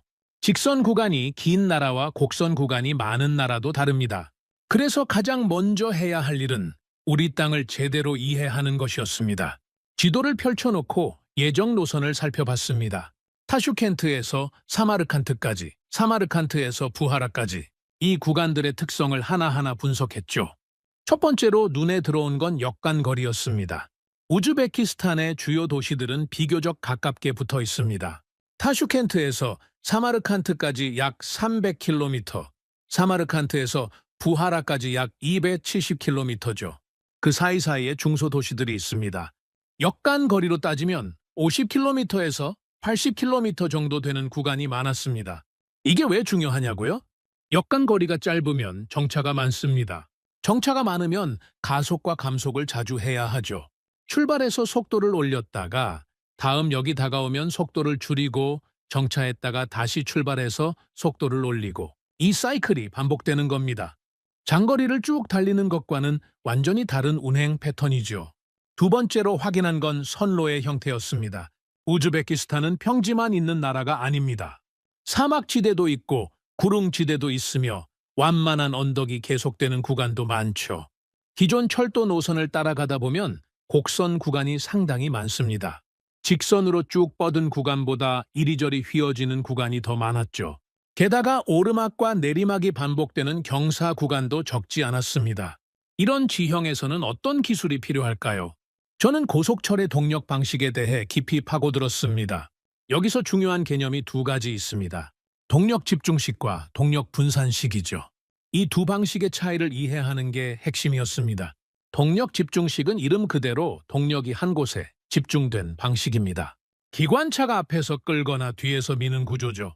프랑스의 TGV가 대표적인 동력 집중식 열차입니다. 이 방식은 구조가 단순해서 유지 보수가 편하다는 장점이 있습니다. 하지만 단점도 명확하죠. 동력이 한 곳에만 있으니까 가속이 느립니다. 감속도 마찬가지고요. 특히 언덕을 오를 때 힘이 딸립니다. 무거운 객차들을 기관차 하나가 끌고 올라가야 하니까요. 동력 분산식은 다릅니다. 여러 객체 모터가 분산 배치된 구조입니다. 열차 전체가 스스로 움직이는 거죠. 모든 바퀴가 굴러가니까 가속이 빠릅니다. 감속도 빠르고요. 언덕에서도 힘이 고르게 분산되니까 효율이 좋습니다. 일본의 신칸센과 한국의 KTX가 이 방식을 사용하고 있죠. 우리나라 지형을 생각해보면 답이 나옵니다. 역간 거리가 짧아서 가속과 감속을 자주 해야 하고 곡선 구간이 많아서 속도 조절이 수시로 필요하며 언덕 구간도 있어서 경사 대응력이 중요합니다. 이런 환경에서는 동력 분산식이 압도적으로 유리하죠. 동력 집중식은 장거리를 쭉 달릴 때는 좋지만 우리처럼 자주 멈추고 자주 출발해야 하는 환경에서는 효율이 떨어집니다. 여기까지 분석하고 나니 후보가 좁혀졌습니다. 프랑스는 동력 집중식입니다. 우리 환경에 맞지 않죠. 독일도 기본적으로 비슷한 구조이고 가격까지 비쌉니다. 중국은 동력 분산식을 사용하지만 앞서 말씀드렸듯이 안전성에 대한 우려와 지정학적 고려가 있었습니다. 스페인은 애초에 우리 환경에 대한 연구가 부족했죠. 남은 건 일본과 한국이었습니다. 둘 다 동력 분산식입니다. 기술 방식으로만 보면 둘 다 우리 환경에 적합하죠. 그렇다면 이 둘 중에서 어떻게 선택해야 할까요? 일본 신칸센의 기술 자료를 다시 꼼꼼히 검토했습니다. 60년 역사답게 완성도가 높았습니다. 안전 기록은 완벽했고 기술적 신뢰도는 세계 최고 수준이었죠. 운행 정확성도 놀라웠습니다. 평균 지연 시간이 1분 미만이라는 통계가 있더군요. 일본인들의 철저함이 느껴지는 대목이었습니다. 하지만 세부적으로 들어가니까 걸리는 부분이 있었습니다. 신칸센은 일본 환경에 최적화된 열차입니다. 일본 열도를 생각해 보십시오. 도쿄에서 오사카까지, 오사카에서 후쿠오카까지. 해안선을 따라 길게 뻗은 노선이죠. 역간 거리가 상대적으로 깁니다. 도쿄에서 나고야까지 340km를 중간에 거의 정차 없이 달리는 구간도 있습니다. 한번 속도를 올리면 오래 유지하는 운행 패턴이죠. 우리와는 다릅니다. 우리는 50km마다 80km마다 정차해야 합니다. 신칸센이 우리 환경에서 제 성능을 발휘할 수 있을까요? 물론 달릴 수는 있겠죠. 하지만 최적의 효율을 낼 수 있는지는 의문이었습니다. 한국의 KTX 이음 자료를 펼쳤습니다. 그리고 흥미로운 사실을 발견했습니다. 한국도 우리와 비슷한 고민을 했더군요. 서울에서 부산까지 400km가 넘는 거리지만 중간에 대전, 동대구, 부산 같은 대도시들이 있습니다. 거기에 천안아산, 오송, 김청우미, 신경주, 울산 같은 중소도시역들도 있죠. 정차가 많은 노선입니다. 한국은 이 환경에 맞는 열차를 개발했습니다. KTX 이음이 바로 그 결과물이죠. 잦은 가속과 감속에 최적화된 설계입니다. 출발할 때 빠르게 속도를 올리고 정차할 때 빠르게 줄입니다. 이 사이클이 반복돼도 에너지 효율이 유지되도록 만들어졌죠. 경사 구간에서도 안정적인 성능을 보여줍니다. 숫자로 비교해봤습니다. 가속 성능, 감속 성능, 경사로 등판 능력, 곡선 구간 통과 속도, 항목별로 데이터를 뽑아서 표로 만들었습니다. 일본 신칸센과 한국 KTX 이음을 나란히 놓고 비교했죠. 결과는 명확했습니다. 장거리 직선 구간에서는 신칸센이 약간 우세했습니다. 하지만 잦은 정차 환경에서는 KTX 이음이 더 효율적이었죠. 곡선 구간 통과 성능도 KTX 이음이 앞섰습니다. 경사 구간 성능은 비슷했고요. 종합적으로 보면 우리 환경에서는 KTX 이음이 더 적합했습니다. 물론 이 차이가 압도적인 건 아니었습니다. 신칸센도 충분히 훌륭한 열차입니다. 우리나라에서도 잘 달릴 수 있죠. 하지만 최적의 선택이냐고 묻는다면 숫자는 한국을 가리키고 있었습니다. 기술 비교는 여기까지였습니다. 다음은 조건 비교였죠. 일본의 제안서를 다시 펼쳤습니다. 가격 조건은 매력적이었습니다. 엔화 약세를 활용한 공격적인 가격 책정, 거기에 저금리 차관까지. 초기 비용만 보면 일본이 유리했죠. 정부 재정 담당자들이 일본을 선호하는 이유를 알 수 있었습니다. 하지만 저는 다른 항목을 찾고 있었습니다. 기술 이전, 일본 제안서를 처음부터 끝까지 읽었습니다. 몇 번이고 다시 읽었죠. 그런데 아무리 찾아도 기술 이전에 대한 구체적인 내용이 없었습니다. 유지 보수 지원은 있었습니다. 일본 엔지니어가 와서 정비를 도와주겠다는 내용이죠. 부품 공급 계약도 있었습니다. 필요한 부품을 일본에서 공급하겠다는 내용이었습니다. 하지만 그게 전부였습니다. 우리 기술자들을 교육해서 스스로 정비할 수 있게 해주겠다? 없었습니다. 핵심 기술을 이전해서 우리가 자체적으로 부품을 만들 수 있게 해주겠다? 없었습니다. 설계 도면을 공유하겠다? 당연히 없었죠. 일본은 열차를 팔려는 거였습니다. 기술을 주려는 게 아니었죠. 이게 무슨 뜻인지 계산해봤습니다. 30년 유지 보수 비용, 부품 교체 비용, 기술 지원 비용, 이 모든 걸 합산해서 총소유 비용을 뽑아봤습니다. 초기 구매 가격만 보면 일본이 쌉니다. 하지만 30년 총비용으로 보면 이야기가 달라졌습니다. 일본을 선택하면 30년 동안 부품을 수입해야 합니다. 가격은 일본이 정하죠. 우리는 협상력이 없습니다. 대안이 없으니까요. 일본 부품 아니면 열차가 안 굴러가니까요. 유지보수도 마찬가지입니다. 일본 기술자 인건비는 계속 오를 겁니다. 우리는 계속 내야 하고요. 한국의 제안서를 다시 봤습니다. 기술 이전 조항이 명확하게 적혀 있었습니다. 핵심 기술 완전 이전, 정비 인력 양성 프로그램, 부품 국산화 협력, 세 가지가 계약서에 명시되어 있었죠. 10년 안에 우리 기술자들이 스스로 정비할 수 있게 된다면 어떻게 될까요? 유지 보수 비용이 대폭 줄어듭니다. 한국 기술자를 부르지 않아도 되니까요. 부품을 국산화하면 어떻게 될까요? 수입 비용이 사라집니다. 가격 협상력도 생기죠. 30년 총비용으로 다시 계산해봤습니다. 놀라운 결과가 나왔습니다. 초기 비용은 한국이 조금 더 비쌌습니다. 하지만 10년 차부터 비용 곡선이 역전되기 시작했죠. 20년 차가 되면 한국 선택이 압도적으로 유리해졌습니다. 30년 총 비용으로 보면 한국이 훨씬 저렴했습니다. 숫자가 말하고 있었습니다. 저는 잠시 계산 결과를 바라보며 생각에 잠겼습니다. 한국협상단 대표의 얼굴이 떠올랐죠. 그가 했던 말이 다시 들렸습니다. 저희가 겪은 서름을 당신들은 겪지 않게 하겠습니다. 그때는 감동적인 말이라고만 생각했습니다. 좋은 말이지만 말은 누구나 할 수 있다고요. 그래서 숫자로 검증하겠다고 했죠. 검증 결과가 나왔습니다. 그 말이 단순한 립서비스가 아니었습니다. 계약 조건 자체가 그 약속을 실현하는 구조로 되어 있었죠. 기술 이전, 인력 양성, 부품 국산화, 이 세 가지가 합쳐지면 우리는 진짜로 자립할 수 있습니다. 10년 뒤에는 한국 도움 없이도 열차를 굴릴 수 있게 되는 거죠. 일본은 달랐습니다. 일본의 조건대로라면 30년 뒤에도 우리는 일본에 의존하고 있을 겁니다. 열차는 우리 것이지만 기술은 여전히 일본 것이죠.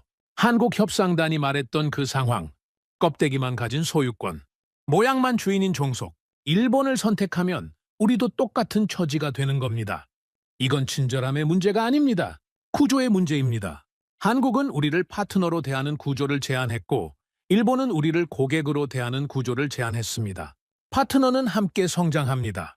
고객은 계속 사야 하죠. 30년 뒤에 어떤 결과가 나올지는 불 보듯 뻔합니다.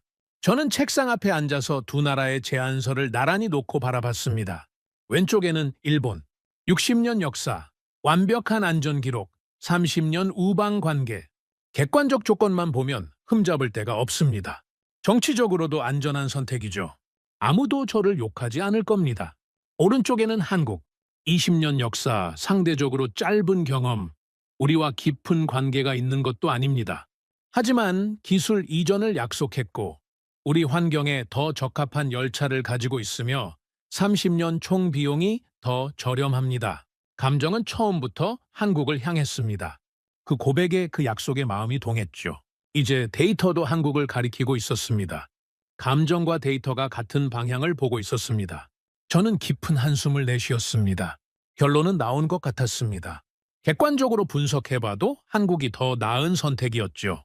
기술적으로 우리 환경에 맞고 경제적으로 장기 비용이 낮으며 전략적으로 자립의 길을 열어줍니다. 하지만 결론이 났다고 해서 끝이 아니었습니다. 오히려 진짜 어려운 일은 이제부터였죠. 이 결론을 가지고 정부를 설득해야 합니다. 30년 우방 일본을 버리자고 말해야 합니다. 모든 장관이 일본을 원하고 대통령 측근도 일본을 원하고 외교부도 일본을 원하는 상황에서요. 저 혼자 한국을 밀어야 합니다. 숫자가 아무리 명확해도 그걸 받아들이지 않으려는 사람들을 설득하는 건 다른 문제입니다. 그들은 숫자보다 관계를 봅니다. 데이터보다 정치를 보죠. 제가 아무리 옳아도 그들이 움직이지 않으면 소용없습니다. 창밖을 바라봤습니다. 동이 트고 있었죠. 밤새 분석하느라 시간 가는 줄 몰랐습니다. 커피는 식은 지 오래였고 잿더리에는 담배꽁초가 산더미처럼 쌓여 있었습니다. 피곤했습니다. 하지만 이상하게도 마음은 맑았죠. 이제 뭘 해야 하는지 알았으니까요. 숫자로 그 문장을 검증했습니다. 한국의 그 약속이 진짜라는 걸 확인했죠. 이제 남은 건 싸우는 것뿐입니다. 보고서를 작성하기 시작했습니다. 모든 분석 결과를 담았죠. 지형 분석, 기술 비교, 비용 추산, 장기 전망, 객관적 데이터만으로 채웠습니다. 감정을 배제하고 숫자만 넣었습니다. 누가 봐도 반박할 수 없는 논리를 만들어야 했으니까요. 제목을 썼습니다. 고속철 사업 파트너 선정 최종 분석 보고서. 왜 대한민국이 최적의 선택인가? 이 보고서 하나로 판을 뒤집어야 했습니다. 보고서를 들고 장관실로 향했습니다. 복도를 걸으면서 심장이 빠르게 뛰는 걸 느꼈습니다. 손에 쥔 서류 뭉치가 묵직했죠. 50페이지가 넘는 분석 보고서였습니다. 밤을 새워가며 작성한 결과물이죠. 지형 분석, 기술 비교, 비용 추산, 장기 전망, 모든 걸 담았습니다. 객관적 데이터로 가득 찬 보고서였습니다. 하지만 그 무게가 종이의 무게만은 아니었습니다. 이 보고서를 내미는 순간 저는 공식적으로 일본에 반대하는 사람이 됩니다. 30년 우방을 등지자고 주장하는 사람이 되는 거죠. 정부 전체가 원하는 방향에 정면으로 맞서는 겁니다. 장관실 문 앞에서 잠시 멈췄습니다. 깊은 숨을 들이쉬었죠. 그리고 문을 두드렸습니다. 들어오시오. 장관은 책상 앞에 앉아 서류를 검토하고 있었습니다. 저를 보더니 안경을 벗고 의자에 등을 기댔죠. 라시도프 차관, 무슨 일이요? 저는 보고서를 그의 책상 위에 올려놓았습니다. 고속철 사업 파트너 선정에 관한 최종 분석 보고서입니다. 검토해 주십시오. 장관이 보고서를 집어들었습니다. 첫 페이지를 넘기더니 제목을 읽었죠.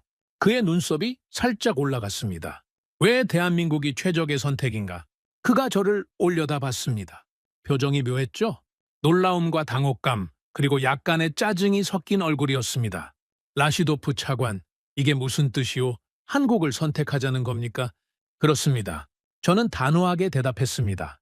장관이 한참 동안 저를 바라봤죠. 그리고 한숨을 내쉬며 보고서를 책상 위에 내려놓았습니다. 앉으시오. 저는 맞은편 의자에 앉았습니다. 장관이 담배를 꺼내 물었죠. 연기를 내뿜으며 천천히 말했습니다. 라시도프 차관, 당신이 유능한 사람이라는 건 알고 있소. 30년 경력이 허투루 쌓인 게 아니지. 하지만 이건 좀 다른 문제요. 무슨 말씀이십니까? 당신은 기술자 출신이니까 기술만 보는 거요. 하지만 이건 기술만의 문제가 아니오. 외교가 있고 정치가 있고 역사가 있소. 일본과 우리나라의 관계가 어떤지 알고 있지 않소? 저는 고개를 끄덕였습니다. 알고 있습니다. 30년 우방이죠. ODA로 많은 도움을 받았고요. 그렇소. 그 30년을 한 번의 결정으로 무너뜨릴 수는 없소. 일본 측에서 얼마나 공을 들였는지 알고 있소? 대사관에서 수시로 연락이 오고 도쿄에서 고위 인사들이 직접 방문했소. 이번 사업에 얼마나 큰 관심을 가지고 있는지 보여주는 거요. 저는 조용히 듣고 있었습니다. 예상했던 반응이었거든요. 라시도프 차관, 당신 보고서가 아무리 훌륭해도 이건 단순히 숫자로 결정할 문제가 아니오. 큰 그림을 봐야 해요. 장관님, 저는 천천히 입을 열었습니다. 보고서를 끝까지 읽어주십시오. 숫자가 말하고 있습니다. 기술적으로 한국이 우리 환경에 더 적합하고 경제적으로 30년 총비용이 더 저렴하며 전략적으로 기술 자립의 길을 열어줍니다. 이건 제 의견이 아니라 데이터가 보여주는 결론입니다. 장관이 보고서를 다시 집어들었습니다. 몇 페이지를 넘기며 훑어봤죠. 그리고 다시 내려놓았습니다. 읽어보겠소? 하지만 라시도프 차관, 한 가지는 분명히 해두겠소. 그가 저를 똑바로 쳐다봤습니다. 이 보고서를 공식 회의에서 발표하면 당신은 일본의 적이 되는 거요. 그리고 일본의 적은 이 정부 안에서 많은 사람들의 적이 되는 거요. 그걸 감당할 수 있겠소? 저는 대답하지 않았습니다. 장관이 고개를 저었죠. 생각해 보시오. 서두를 필요 없소. 장관실을 나오면서 저는 무거운 발걸음을 옮겼습니다. 예상했던 대로였습니다. 아니, 예상보다 나았다고 해야 할까요? 적어도 장관은 보고서를 읽어보겠다고 했으니까요. 바로 거절당하지는 않았습니다. 하지만 그의 마지막 말이 머릿속에서 떠나지 않았습니다. 당신은 일본의 적이 되는 거요. 많은 사람들의 적이 되는 거요. 그건 협박이 아니었습니다. 그냥 사실을 말한 거였죠. 그로부터 이틀 뒤 고위급 회의가 소집됐습니다. 고속철 사업 파트너 선정을 위한 최종 검토 회의였죠. 교통부 장관, 외교부 차관, 재정부 차관, 그리고 대통령실 정책보좌관까지 주요 인사들이 한자리에 모였습니다. 저도 참석했죠. 철도청 차관 자격으로요. 회의실에 들어서는 순간 분위기가 심상치 않다는 걸 느꼈습니다. 사람들의 시선이 저에게 쏠렸거든요. 수군거리는 소리가 들렸습니다. 저의 보고서가 이미 돌았다는 걸 알 수 있었죠. 회의가 시작됐습니다. 교통부 장관이 먼저 입을 열었습니다. 오늘 회의는 고속철 사업의 파트너 국가를 최종 결정하기 위해 소집됐습니다. 여러 후보국을 검토한 결과 일본이 가장 적합하다는 게 대체적인 의견입니다. 하지만 일부 다른 견해가 있다고 들었습니다. 그가 저를 쳐다봤습니다. 라시도프 차관, 발언하시죠? 저는 자리에서 일어났습니다. 심장이 빠르게 뛰었지만 목소리는 침착하게 유지하려고 노력했죠. 준비해온 자료를 펼쳤습니다. 저는 모든 후보국을 직접 만나고 분석한 결과 대한민국이 최적의 파트너라고 판단했습니다. 그 근거를 말씀드리겠습니다. 회의실이 조용해졌습니다. 저는 준비한 내용을 하나하나 설명하기 시작했습니다. 지형 분석 결과, 동력 분산 시기 우리 환경에 적합하다는 점, 한국의 KTX 이음이 잦은 정차 환경에 최적화되어 있다는 점, 기술 이전 조건의 차이, 30년 총비용 비교, 모든 데이터를 제시했습니다. 발표가 끝나자 잠시 침묵이 흘렀습니다. 그리고 외교부 차관이 먼저 입을 열었습니다. 라시도프 차관, 기술적 분석은 인상적입니다. 하지만 외교적 측면을 고려하셨습니까? 일본과 우리나라의 관계를 생각해 보십시오. 30년 동안 쌓아온 신뢰를 이번 결정 하나로 무너뜨릴 수는 없습니다. 저는 대답했습니다. 외교 관계가 중요하다는 건 알고 있습니다. 하지만 이건 50년을 내다보는 결정입니다. 외교적 고려 때문에 기술적, 경제적으로 덜 적합한 선택을 한다면 그 대가는 고스란히 국민들이 치르게 됩니다. 재정부 차관이 끼어들었습니다. 비용 분석에 대해 질문이 있습니다.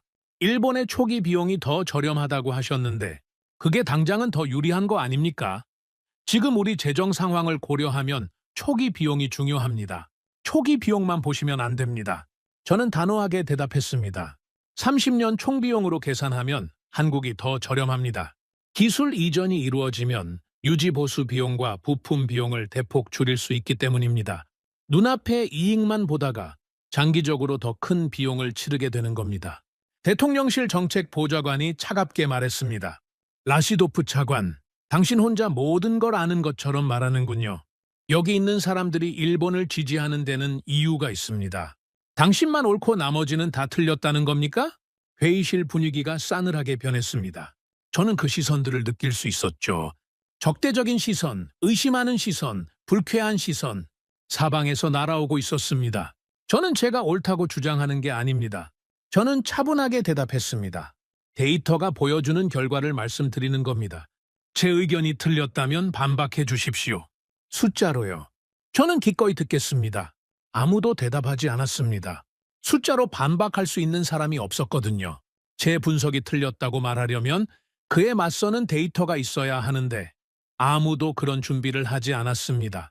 그들은 처음부터 일본이 답이라고 정해놓고 온 거였으니까요. 회의는 결론 없이 끝났습니다. 추가 검토가 필요하다는 애매한 문구로 마무리됐죠. 하지만 저는 알았습니다. 이건 끝이 아니라 시작이라는 걸요.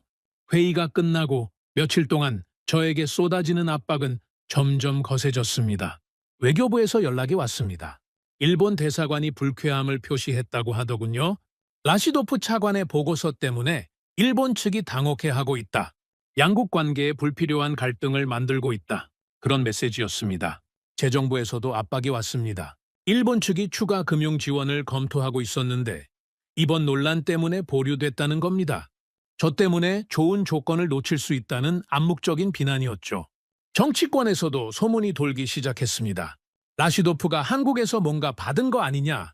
근거 없는 중상모략이었지만 한번 퍼진 소문은 막을 수가 없었습니다. 저를 직접 찾아오는 사람들도 있었습니다. 어느 날 저녁 퇴근하려는데 낯선 사람이 사무실로 찾아왔죠. 정장을 말끔하게 차려입은 중년의 남자였습니다. 자기소개를 하더군요. 일본 측과 관련된 비즈니스 컨설턴트라고 했습니다. 라시도프 차관님, 잠시 이야기 나눌 수 있을까요? 저는 경계하면서 그를 맞았습니다. 그가 말했죠. 차관님의 보고서를 봤습니다. 인상적이더군요. 대단한 분석력입니다. 칭찬으로 시작했지만 저는 그의 의도를 알 수 있었습니다. 하지만 차관님, 세상 일이 숫자로만 결정되는 건 아닙니다. 관계라는 게 있고 역사라는 게 있죠. 일본과 우즈베키스탄의 관계를 생각해 보십시오. 무슨 말씀을 하시려는 겁니까? 그가 미소를 지었습니다. 친근한 척하는 미소였지만 눈은 웃지 않았죠. 차관님께서 이번 건에서 한 발 물러서시면 여러 가지로 좋은 일이 생길 수 있습니다. 차관님의 경력에도 차관님의 가족에게도요. 저는 분노를 억눌렀습니다. 이건 노골적인 매수 시도였거든요. 나가주십시오. 차관님, 현명하게 생각하십시오. 지금 차관님은 혼자입니다. 아무도 차관님 편이 없습니다. 이 싸움에서 이길 수 없습니다. 나가라고 했습니다. 그는 어깨를 으쓱하며 일어났습니다. 문 앞에서 돌아보며 말했죠. 후회하실 겁니다. 그가 떠난 뒤 저는 한참 동안 자리에 앉아 있었습니다. 손이 떨렸습니다. 분노 때문인지 두려움 때문인지 스스로도 알 수 없었죠. 그의 말이 틀리지 않았거든요. 저는 혼자였습니다. 공식적으로 저를 반대하는 사람은 없었습니다. 하지만 저를 지지하는 사람도 없었죠. 회의에서 아무도 제 편을 들지 않았습니다. 조용히 침묵했죠. 침묵은 동의가 아닙니다. 침묵은 방관입니다. 저 혼자 싸우게 내버려 두는 거죠. 밤마다 고민했습니다. 이게 맞는 길인가? 내가 왜 이러고 있나? 그냥 물러서면 안 되나? 일본을 선택하면 모든 게 끝납니다. 압박도 사라지고 협박도 사라지고 소문도 사라지죠. 저는 유능한 관료로 인정받으며 편안하게 퇴임할 수 있습니다. 유혹이 없었다면 거짓말이겠죠. 어느 날 밤 저는 아내와 마주 앉아 있었습니다. 아내가 걱정스러운 눈으로 저를 바라봤죠. 여보, 요즘 너무 힘들어 보여요. 무슨 일이에요? 저는 한참을 망설이다가 말했습니다. 직장에서 좀 어려운 일이 있어. 어떤 일인데요? 내가 옳다고 믿는 걸 주장하고 있는데 아무도 내 편이 아니야. 아내가 제 손을 잡았습니다. 당신이 옳다고 믿으면 끝까지 가야죠. 당신은 항상 그래왔잖아요. 그 말에 눈시울이 뜨거워졌습니다. 30년 동안 제 곁을 지켜온 사람이었죠. 저를 누구보다 잘 아는 사람이었습니다. 하지만 힘들어. 정말 힘들어. 알아요. 하지만 당신이 포기하면 누가 옳은 일을 해요? 당신 같은 사람이 포기하면 세상은 어떻게 되는 거예요? 저는 대답하지 못했습니다. 아내가 조용히 말했죠. 당신을 믿어요. 당신이 하는 일이 옳다면 끝까지 해요. 결과가 어떻든 후회는 없을 거예요. 그날 밤 저는 결심했습니다. 물러서지 않겠다고요. 확신보다 무서운 건 책임입니다. 제가 옳다고 믿는 걸 주장하면 그 결과에 대한 책임도 제가 져야 합니다. 성공하면 제 공이지만 실패하면 제 잘못이죠. 아무도 대신 책임져 주지 않습니다. 안전한 선택은 저를 보호합니다. 일본을 고르면 저는 무사합니다. 누구도 저를 비난하지 않죠. 실패해도 우리는 최선을 다해 세계 최고를 선택했다고 변명할 수 있습니다. 하지만 그 안전한 선택이 국가를 보호할까요? 30년 뒤 우즈베키스탄이 여전히 일본에 종속되어 있다면 그 책임은 누구에게 있습니까? 오늘 편한 선택을 한 사람들이죠. 저도 그중 하나가 되는 겁니다. 저는 그렇게 살고 싶지 않았습니다. 편하게 퇴임하는 것보다 떳떳하게 퇴임하고 싶었습니다. 나중에 손자들 앞에서 고개를 들 수 있는 사람이고 싶었죠. 할아버지는 힘들 때 도망치지 않았다. 그렇게 말할 수 있는 사람이고 싶었습니다. 다음 날 아침 저는 사무실로 출근하면서 생각했습니다. 이제 되돌릴 수 없습니다. 이미 너무 멀리 왔습니다. 일본에 반대하는 보고서를 공식적으로 제출했고 회의에서 발언했고 수많은 사람들의 적이 됐습니다. 여기서 물러선다고 해서 예전으로 돌아갈 수 없어요. 이미 저는 찍힌 사람입니다. 그렇다면 끝까지 가는 수밖에요. 이제 선택의 대가를 감당할 시간입니다. 최종 협상 테이블이 마련됐습니다. 대통령이 직접 지시를 내렸더군요. 더 이상 결정을 미룰 수 없다고요. 고속철 사업은 국가적 프로젝트인데 내부 논란이 계속되면 국제적 신뢰도에 문제가 생긴다는 거였죠. 합리적인 지적이었습니다. 어느 나라든 수조 원 규모의 사업을 맡기려면 상대국의 의사결정 능력을 봅니다. 우리가 결정도 못 내리고 우왕좌왕하는 모습을 보이면 어떤 나라도 우리를 진지하게 대하지 않을 거였죠. 일주일 뒤에 최종 결정 회의가 열린다고 통보받았습니다. 그 자리에서 파트너 국가를 확정하겠다는 거였습니다. 남은 후보는 일본과 한국 두 나라뿐이었습니다. 다른 나라들은 이미 탈락한 상태였죠. 최종 협상을 위해 양국 대표단이 타슈켄트에 도착했습니다. 저는 양측과 따로 만났습니다. 마지막으로 확인하고 싶은 게 있었거든요. 먼저 일본 측과 만났습니다. 화려한 호텔 회의실에서 그들을 마주했죠. 일본 대표단은 자신감에 차 있었습니다. 이미 승리를 확신하는 표정이었죠. 우리 정부 내부의 분위기가 일본 쪽으로 기울어 있다는 걸 알고 있었을 겁니다. 그들의 태도에서 여유가 느껴졌습니다. 저는 단도직입적으로 물었습니다. 기술 이전 조건에 대해 다시 한번 확인하고 싶습니다. 마지막 제안에서 변동이 있습니까? 일본 대표의 표정이 살짝 굳었습니다. 이 질문을 예상하고 있었겠지만 불편한 건 어쩔 수 없었겠죠. 라시도프 차관님, 저희 입장은 이전과 동일합니다. 신칸센 기술은 60년에 걸쳐 축적된 일본의 핵심 자산입니다. 이 기술을 완전히 이전하는 것은 현실적으로 어렵습니다. 다만 운영에 필요한 모든 지원은 아끼지 않겠습니다. 유지보수 엔지니어 파견, 부품 안정적 공급, 기술 교육 프로그램까지 최고 수준의 서비스를 약속드립니다. 예상했던 대답이었습니다. 기술을 주지 않겠다는 거죠. 핵심 부품의 현지 생산은 가능합니까? 핵심 부품은 품질 관리를 위해 일본에서 직접 생산하여 공급하는 것이 원칙입니다. 현지 생산은 품질 저하의 위험이 있습니다. 저희는 우즈베키스탄에 최고의 열차를 제공하고 싶습니다. 그러려면 품질의 타협이 있어서는 안 됩니다. 포장은 그럴듯했습니다. 품질을 위해서라고요. 하지만 본질은 달랐죠. 30년 동안 일본에 종속되는 구조였습니다. 부품을 계속 사야 하고 정비를 계속 맡겨야 하고 가격은 그들이 정하는 대로 내야 하는 구조요. 저는 마지막으로 물었습니다. 조건 변경의 여지는 없습니까? 일본 대표가 고개를 저었습니다. 단호한 표정이었죠. 저희의 입장은 확고합니다. 신칸센 기술은 일본의 국가 자산입니다. 이건 저희가 양보할 수 있는 영역이 아닙니다. 회의가 끝나고 일본 대표단을 배웅하면서 그가 말했습니다. 라시도프 차관님, 현명한 선택을 하실 거라 믿습니다. 일본과 우즈베키스탄은 30년 동안 좋은 파트너였습니다. 저는 미소만 지었습니다. 대답하지 않았죠. 다음 날 한국 측과 만났습니다. 같은 호텔, 같은 회의실이었지만 분위기는 달랐습니다. 한국 대표단은 여전히 겸손한 태도였죠. 자신만만함보다는 진지함이 느껴졌습니다. 처음 만났을 때와 변함없는 모습이었습니다. 제가 처음 만났던 바로 그 사람, 저희가 겪은 서름을 당신들은 겪지 않게 하겠습니다. 라고 말했던 그 사람이었습니다. 저는 똑같은 질문을 던졌습니다. 기술 이전 조건에 대해 최종 확인하고 싶습니다. 이전에 제안하셨던 내용에서 변동이 있습니까? 한국 대표가 고개를 끄덕였습니다. 그리고 서류 한 부를 꺼내 제 앞에 놓았습니다. 저희 입장은 변함없습니다. 오히려 더 구체화했습니다. 여기 기술 이전 세부 계획서가 있습니다. 핵심 기술 완전 이전, 정비 인력 양성 프로그램, 부품 국산화 협력, 이 세 가지를 계약서에 명시하겠습니다. 일정표와 이행 방안까지 모두 포함되어 있습니다. 저는 서류를 받아들었습니다. 페이지를 넘기면서 내용을 확인했죠.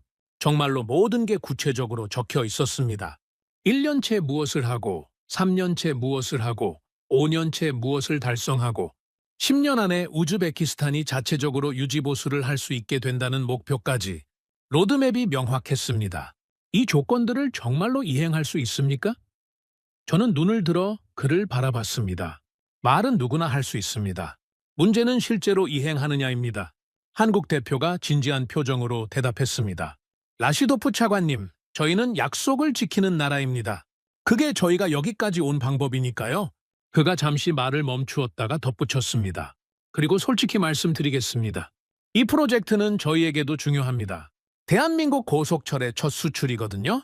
저희는 이걸 성공시켜야 합니다. 실패하면 저희 미래도 없습니다. 그래서 반드시 성공시킬 겁니다. 당신들의 성공이 곧 저희의 성공이니까요. 저는 그 말을 듣고 잠시 생각에 잠겼습니다. 맞는 말이었습니다. 한국에게 이 프로젝트는 첫 수출 실적이었죠. 여기서 실패하면 한국 고속철의 국제적 신뢰도가 바닥으로 떨어집니다. 그들도 필사적일 수밖에 없는 거였습니다. 역설적으로 그게 신뢰를 줬습니다.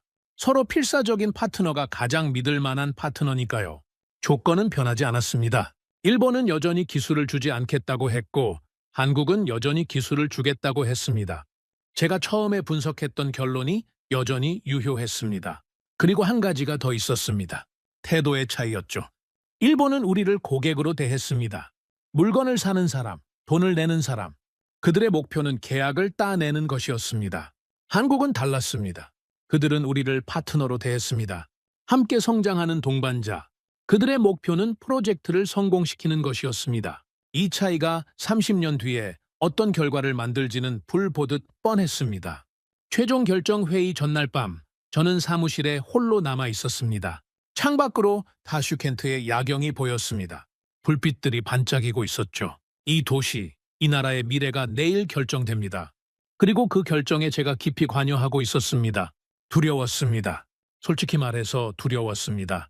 내일 제가 한국을 지지하는 발언을 하면 돌이킬 수 없는 강을 건너는 겁니다. 이미 많은 사람들의 적이 됐지만 내일 이후에는 더 심해지겠죠. 정치적 보복이 있을 수 있습니다. 경력이 끝날 수도 있습니다. 안전한 선택은 명확했습니다. 일본을 선택하면 됩니다. 내일 회의에서 제 보고서를 철회하고 일본이 최선이라고 말하면 됩니다. 다들 그러길 원하고 있으니까요. 아무도 저를 비난하지 않을 겁니다. 오히려 라시도프가 결국 현명한 판단을 했다고 칭찬할 겁니다. 모든 압박이 사라지고 저는 평화롭게 퇴임할 수 있겠죠. 하지만 그렇게 하면 어떻게 될까요? 30년 뒤 우즈베키스탄은 여전히 일본에 종속되어 있을 겁니다. 기술은 여전히 남의 것이고 부품은 여전히 수입해야 하고 가격은 여전히 그들이 정하겠죠. 우리 손자들이 물을 겁니다. 왜 우리는 스스로 열차를 고치지 못하나요? 그때 뭐라고 대답할 겁니까? 그때 편한 선택을 했거든. 그렇게 말할 수 있습니까? 저는 그렇게 살고 싶지 않았습니다. 책상 위에는 2개의 서류가 놓여 있었습니다. 일본의 제안서와 한국의 제안서. 저는 두 서류를 번갈아 바라봤습니다. 일본 선택은 현재의 안정입니다. 지금 당장은 편합니다. 아무도 반대하지 않고 외교적 문제도 없고 정치적 위험도 없죠. 하지만 미래는 종속입니다. 한국 선택은 미래의 자립입니다. 지금 당장은 힘듭니다. 반대가 많고 압박이 거세고 위험도 크죠. 하지만 미래는 자유입니다. 나라의 미래를 현재와 맞바꿀 것인가? 저는 오랫동안 그 질문 앞에 서 있었습니다. 그리고 천천히 결론을 내렸죠. 다음 날 아침 최종 결정 회의가 열렸습니다. 회의실에는 주요 인사들이 모두 모여 있었습니다. 교통부 장관, 외교부 차관, 재정부 차관, 대통령실 정책보좌관, 그리고 저. 긴장된 공기가 회의실을 감싸고 있었습니다. 모두 이 자리에서 결론이 난다는 걸 알고 있었죠. 교통부 장관이 회의를 시작했습니다. 오늘 우리는 고속철 사업의 파트너 국가를 최종 결정합니다. 그동안 충분한 검토가 이루어졌다고 생각합니다. 각자 의견을 밝혀주십시오. 외교부 차관이 먼저 말했습니다. 저는 일본을 지지합니다. 양국 관계와 외교적 측면을 고려했을 때 일본이 최선입니다. 재정부 차관도 같은 의견이었죠. 초기 비용과 금융 조건을 고려하면 일본이 유리합니다. 저도 일본을 지지합니다. 대통령실 정책보좌관이 덧붙였습니다. 정치적으로도 일본이 안전합니다. 국제사회에서의 이미지, 기존 협력 관계, 모든 면에서 일본이 합리적인 선택입니다. 예상했던 대로였습니다. 모두가 일본을 원했죠. 장관이 저를 바라봤습니다. 라시도프 차관, 의견을 밝혀주시죠. 저는 자리에서 일어났습니다. 심장이 빠르게 뛰었지만 목소리는 침착하게 유지했습니다. 저는 대한민국을 지지합니다. 회의실이 술렁였습니다. 예상은 했지만 실제로 들으니 충격적이었던 모양이죠. 저는 말을 이었습니다. 여러분께서 말씀하신 외교적 고려, 초기 비용, 정치적 안정성 모두 중요한 요소입니다. 저도 인정합니다. 하지만 이 결정은 30년, 50년을 내다보는 결정입니다. 오늘의 편안함을 위해 미래를 저당 잡을 수는 없습니다. 기술 이전이라는 핵심적인 차이가 있습니다. 일본은 기술을 주지 않습니다. 한국은 기술을 줍니다. 이 차이가 30년 뒤에 어떤 결과를 만들지 생각해 주십시오. 일본을 선택하면 우리는 30년 뒤에도 일본에 의존하고 있을 겁니다. 한국을 선택하면 우리는 10년 안에 스스로 설 수 있습니다. 이건 열차를 사는 문제가 아닙니다. 미래를 사는 문제입니다. 저는 우즈베키스탄의 자립을 위해 대한민국을 선택해야 한다고 생각합니다. 발언을 마치고 자리에 앉았습니다. 회의실은 무거운 침묵에 휩싸였죠. 회의는 결론 없이 끝났습니다. 추가 검토가 필요하다는 애매한 문구로 마무리됐죠. 이틀 후 예상치 못한 소식이 들려왔습니다. 대통령이 직접 결정을 내렸다는 거였습니다. 놀랍게도 한국이었습니다. 나중에 들은 바로는 대통령이 제 보고서를 직접 읽었다고 합니다. 그리고 한국 측과 따로 면담을 했다고 하더군요. 기술 이전 조건에 대해 직접 확인했다고 합니다. 대통령도 결국 같은 결론에 도달한 거였죠. 이건 미래의 문제라고요. 계약 서명식 날이 다가왔습니다. 저는 서명식장에 섰습니다. 양국 대표단이 도열해 있었죠. 카메라 플래시가 터지고 있었습니다. 역사적인 순간이었습니다. 대한민국 고속철의 첫 해외 수출, 우즈베키스탄 최초의 현대식 고속철 도입, 펜을 집어들었습니다. 그 순간 손이 떨렸습니다. 처음 이 이야기를 시작할 때 말씀드렸던 그 장면이었죠. 일본을 버리고 한국을 선택하는 순간, 30년 우방을 등지는 순간, 정해진 답을 거부하는 순간. 하지만 저는 펜을 들어 서명했습니다. 그 순간 되돌릴 수 없게 됐습니다. 역사가 움직이기 시작했죠. 서명이 끝난 후 한국 측 수석 대표가 제게 다가왔습니다. 악수를 청하며 말했죠. 라시도프 차관님 감사합니다. 저희는 약속을 지키겠습니다. 저는 그의 손을 잡으며 대답했습니다. 저도 지켜보겠습니다. 끝까지. 그날 저녁, 저는 홀로 사무실에 남아 창밖을 바라봤습니다. 서명은 끝이 아니라 시작이었죠. 이제부터 진짜 일이 시작되는 겁니다. 열차가 들어오고 기술이 이전되고 우리 기술자들이 배우고 언젠가 스스로 설 수 있게 되는 것. 그 긴 여정이 오늘 시작된 거였습니다. 성공할지 실패할지는 아무도 모릅니다. 하지만 적어도 저는 후회가 없었습니다. 가장 안전한 길을 버렸습니다. 하지만 가장 옳은 길을 선택했다고 믿었죠. 2024년 6월 계약이 공식 체결됐습니다. 계약 규모는 2,700억 원이었습니다. 우즈베키스탄 역사상 최대 규모의 철도 사업이었죠. 하지만 저에게 그 숫자는 그저 숫자일 뿐이었습니다.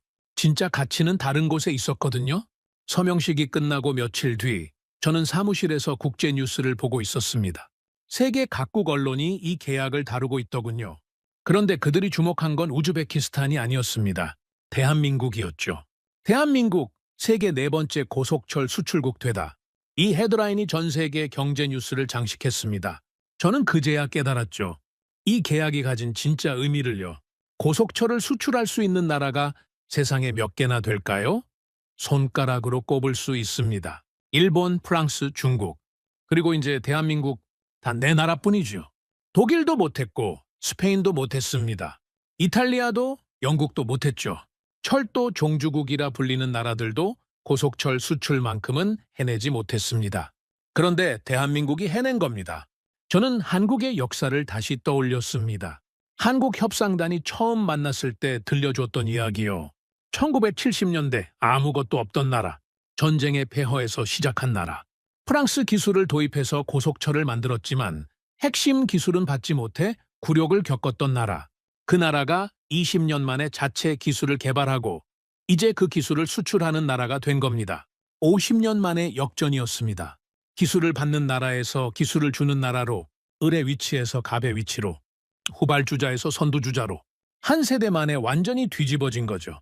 그리고 그 역사적인 첫 수출의 상대가 바로 우리 우즈베키스탄이었습니다. 저는 묘한 감정을 느꼈습니다. 자부심 같은 거였죠. 우리가 단순히 열차를 사는 게 아니라 역사의 한 페이지를 함께 쓰고 있다는 느낌이었습니다. 한국의 첫 수출 파트너로 기록되는 것. 그건 우즈베키스탄에게도 의미 있는 일이었습니다. 하지만 이 계약의 파장은 여기서 끝나지 않았습니다. 계약 체결 이후 저는 기술팀과 함께 세부 사항을 검토하고 있었습니다. 그때 한 가지 흥미로운 사실을 발견했죠. 궤간의 문제였습니다. 궤간이 뭐냐고요? 철도 레일 사이의 강역을 말합니다. 이게 나라마다 다릅니다.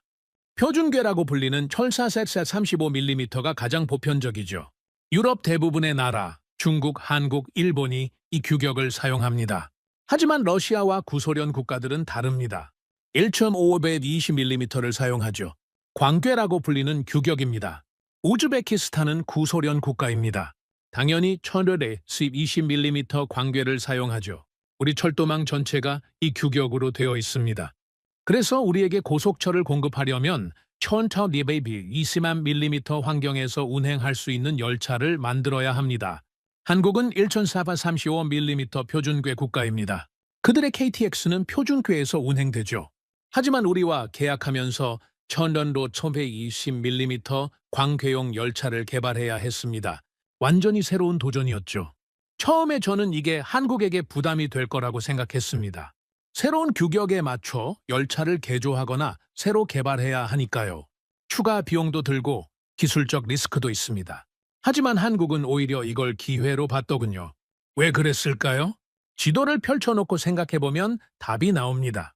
1.520mm 광궤를 사용하는 나라들이 어디 있습니까? 러시아, 카자흐스탄, 우즈베키스탄, 투르크메니스탄, 타지키스탄, 키르기스스탄. 중앙아시아 전체가 광궤입니다. 몽골도 광궤죠. 핀란드도 광궤입니다. 그리고 발트 3국, 우크라이나, 벨라루스, 조지아, 아르메니아, 아제르바이잔까지 구소련의 영향을 받은 모든 나라가 광궤를 사용합니다. 이 나라들을 합치면 얼마나 큰 시장일까요? 유라시아 대륙의 상당 부분입니다. 인구로 따지면 수억 명이 넘죠. 면적으로 따지면 지구상에서 가장 넓은 철도 네트워크입니다. 러시아의 시베리아 횡단철도만 해도 9,000km가 넘습니다. 이 거대한 시장이 모두 1,520mm 관계로 연결되어 있습니다. 그런데 지금까지 이 시장에 고속철을 공급한 나라가 있었습니까? 없었습니다. 일본 신칸센은 표준궤 전용입니다. 광계 시장에 진출한 적이 없죠. 프랑스 TGV도 마찬가지입니다. 유럽 중심으로만 수출했습니다. 중국은 광계 기술이 있긴 하지만 정치적 이유로 구소련 국가들이 중국 의존을 꺼립니다. 결국 이 거대한 광계 시장은 비어 있었던 겁니다.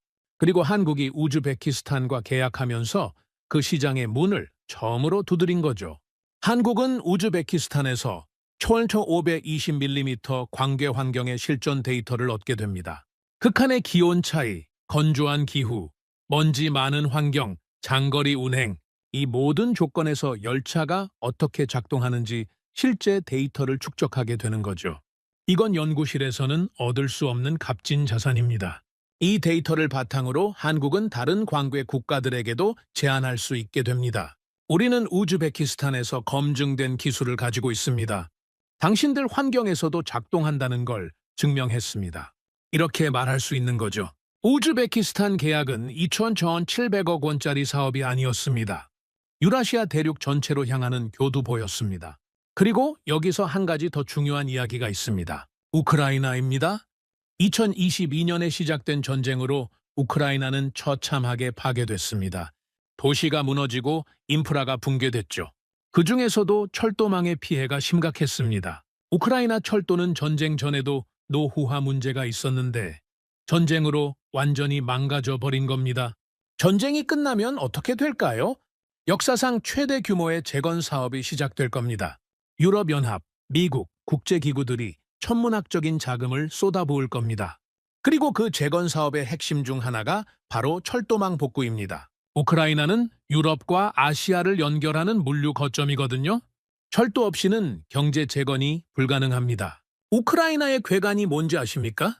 1,220mm입니다. 광계죠. 우즈베키스탄과 똑같습니다. 구소련 국가니까요. 기후 조건도 비슷합니다. 내륙 국가 특유의 큰 기온차, 거친 환경, 장거리 운행 필요성, 우즈베키스탄에서 검증된 기술이 우크라이나에서도 통한다는 뜻이죠. 한국이 우크라이나 재건 시장에 뛰어들 때 그들은 이렇게 말할 수 있습니다. 우리는 이미 광계 환경에서 고속철을 운행한 경험이 있습니다. 우즈베키스탄에서 증명했습니다. 당신들 환경에서도 작동합니다. 이건 일본도 프랑스도 독일도 할 수 없는 말입니다. 그들은 광계 실적이 없으니까요. 오직 한국만이 할 수 있는 말이죠. 2,700억 원짜리 계약이 수조 원, 어쩌면 수십조 원짜리 시장의 문을 여는 열쇠가 된 겁니다. 저는 이 사실을 깨닫고 나서 한참 동안 멍하니 앉아 있었습니다. 우리가 한 선택의 의미가 처음 생각했던 것보다 훨씬 크다는 걸 알았거든요. 우즈베키스탄은 단순히 열차를 도입한 게 아니었습니다. 한국에게 대륙으로 향하는 발판을 제공한 거였죠. 그리고 그 대가로 우리는 기술 자립의 길을 얻었습니다. 서로에게 필요한 것을 주고받은 진정한 파트너십이었습니다. 계약 체결 후 몇 달이 지나면서 저는 대한민국이라는 나라에 대해 더 깊이 생각하게 됐습니다.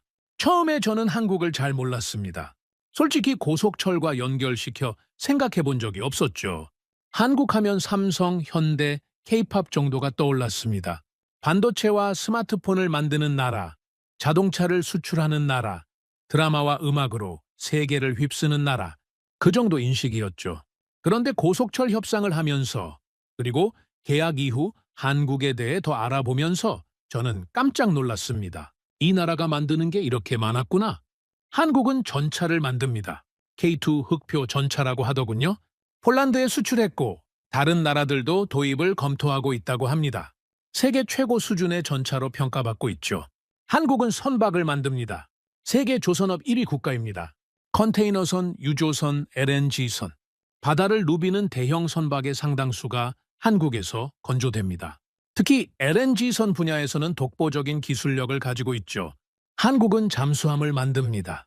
독자 기술로 개발한 잠수함을 운용하고 있고 해외 수출도 성사시켰습니다.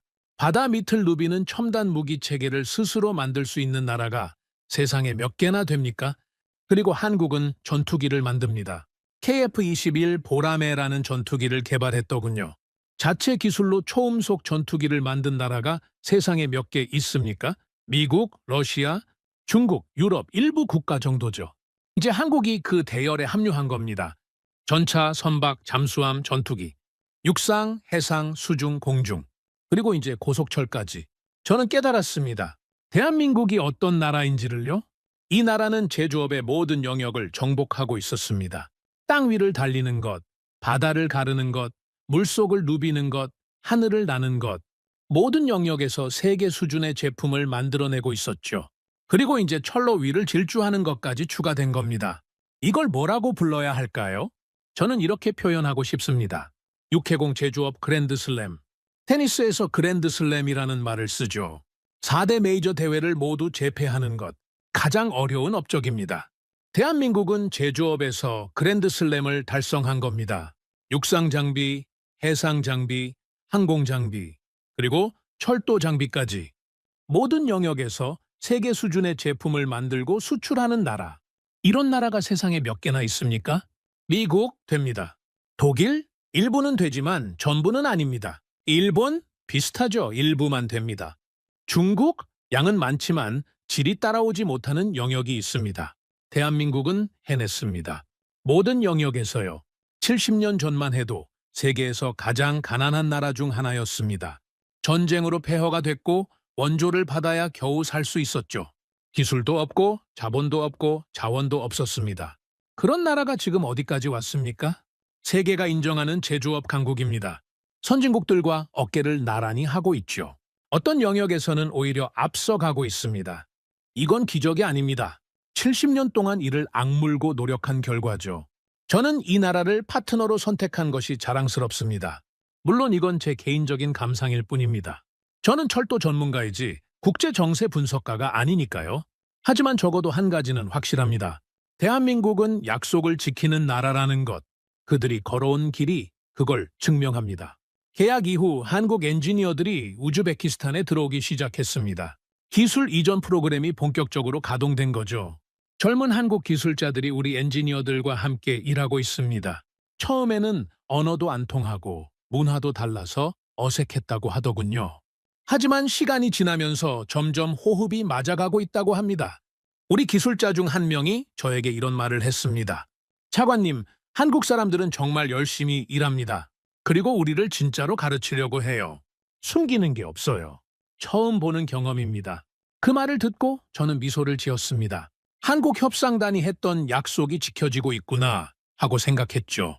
저는 이제 곧 퇴임을 앞두고 있습니다.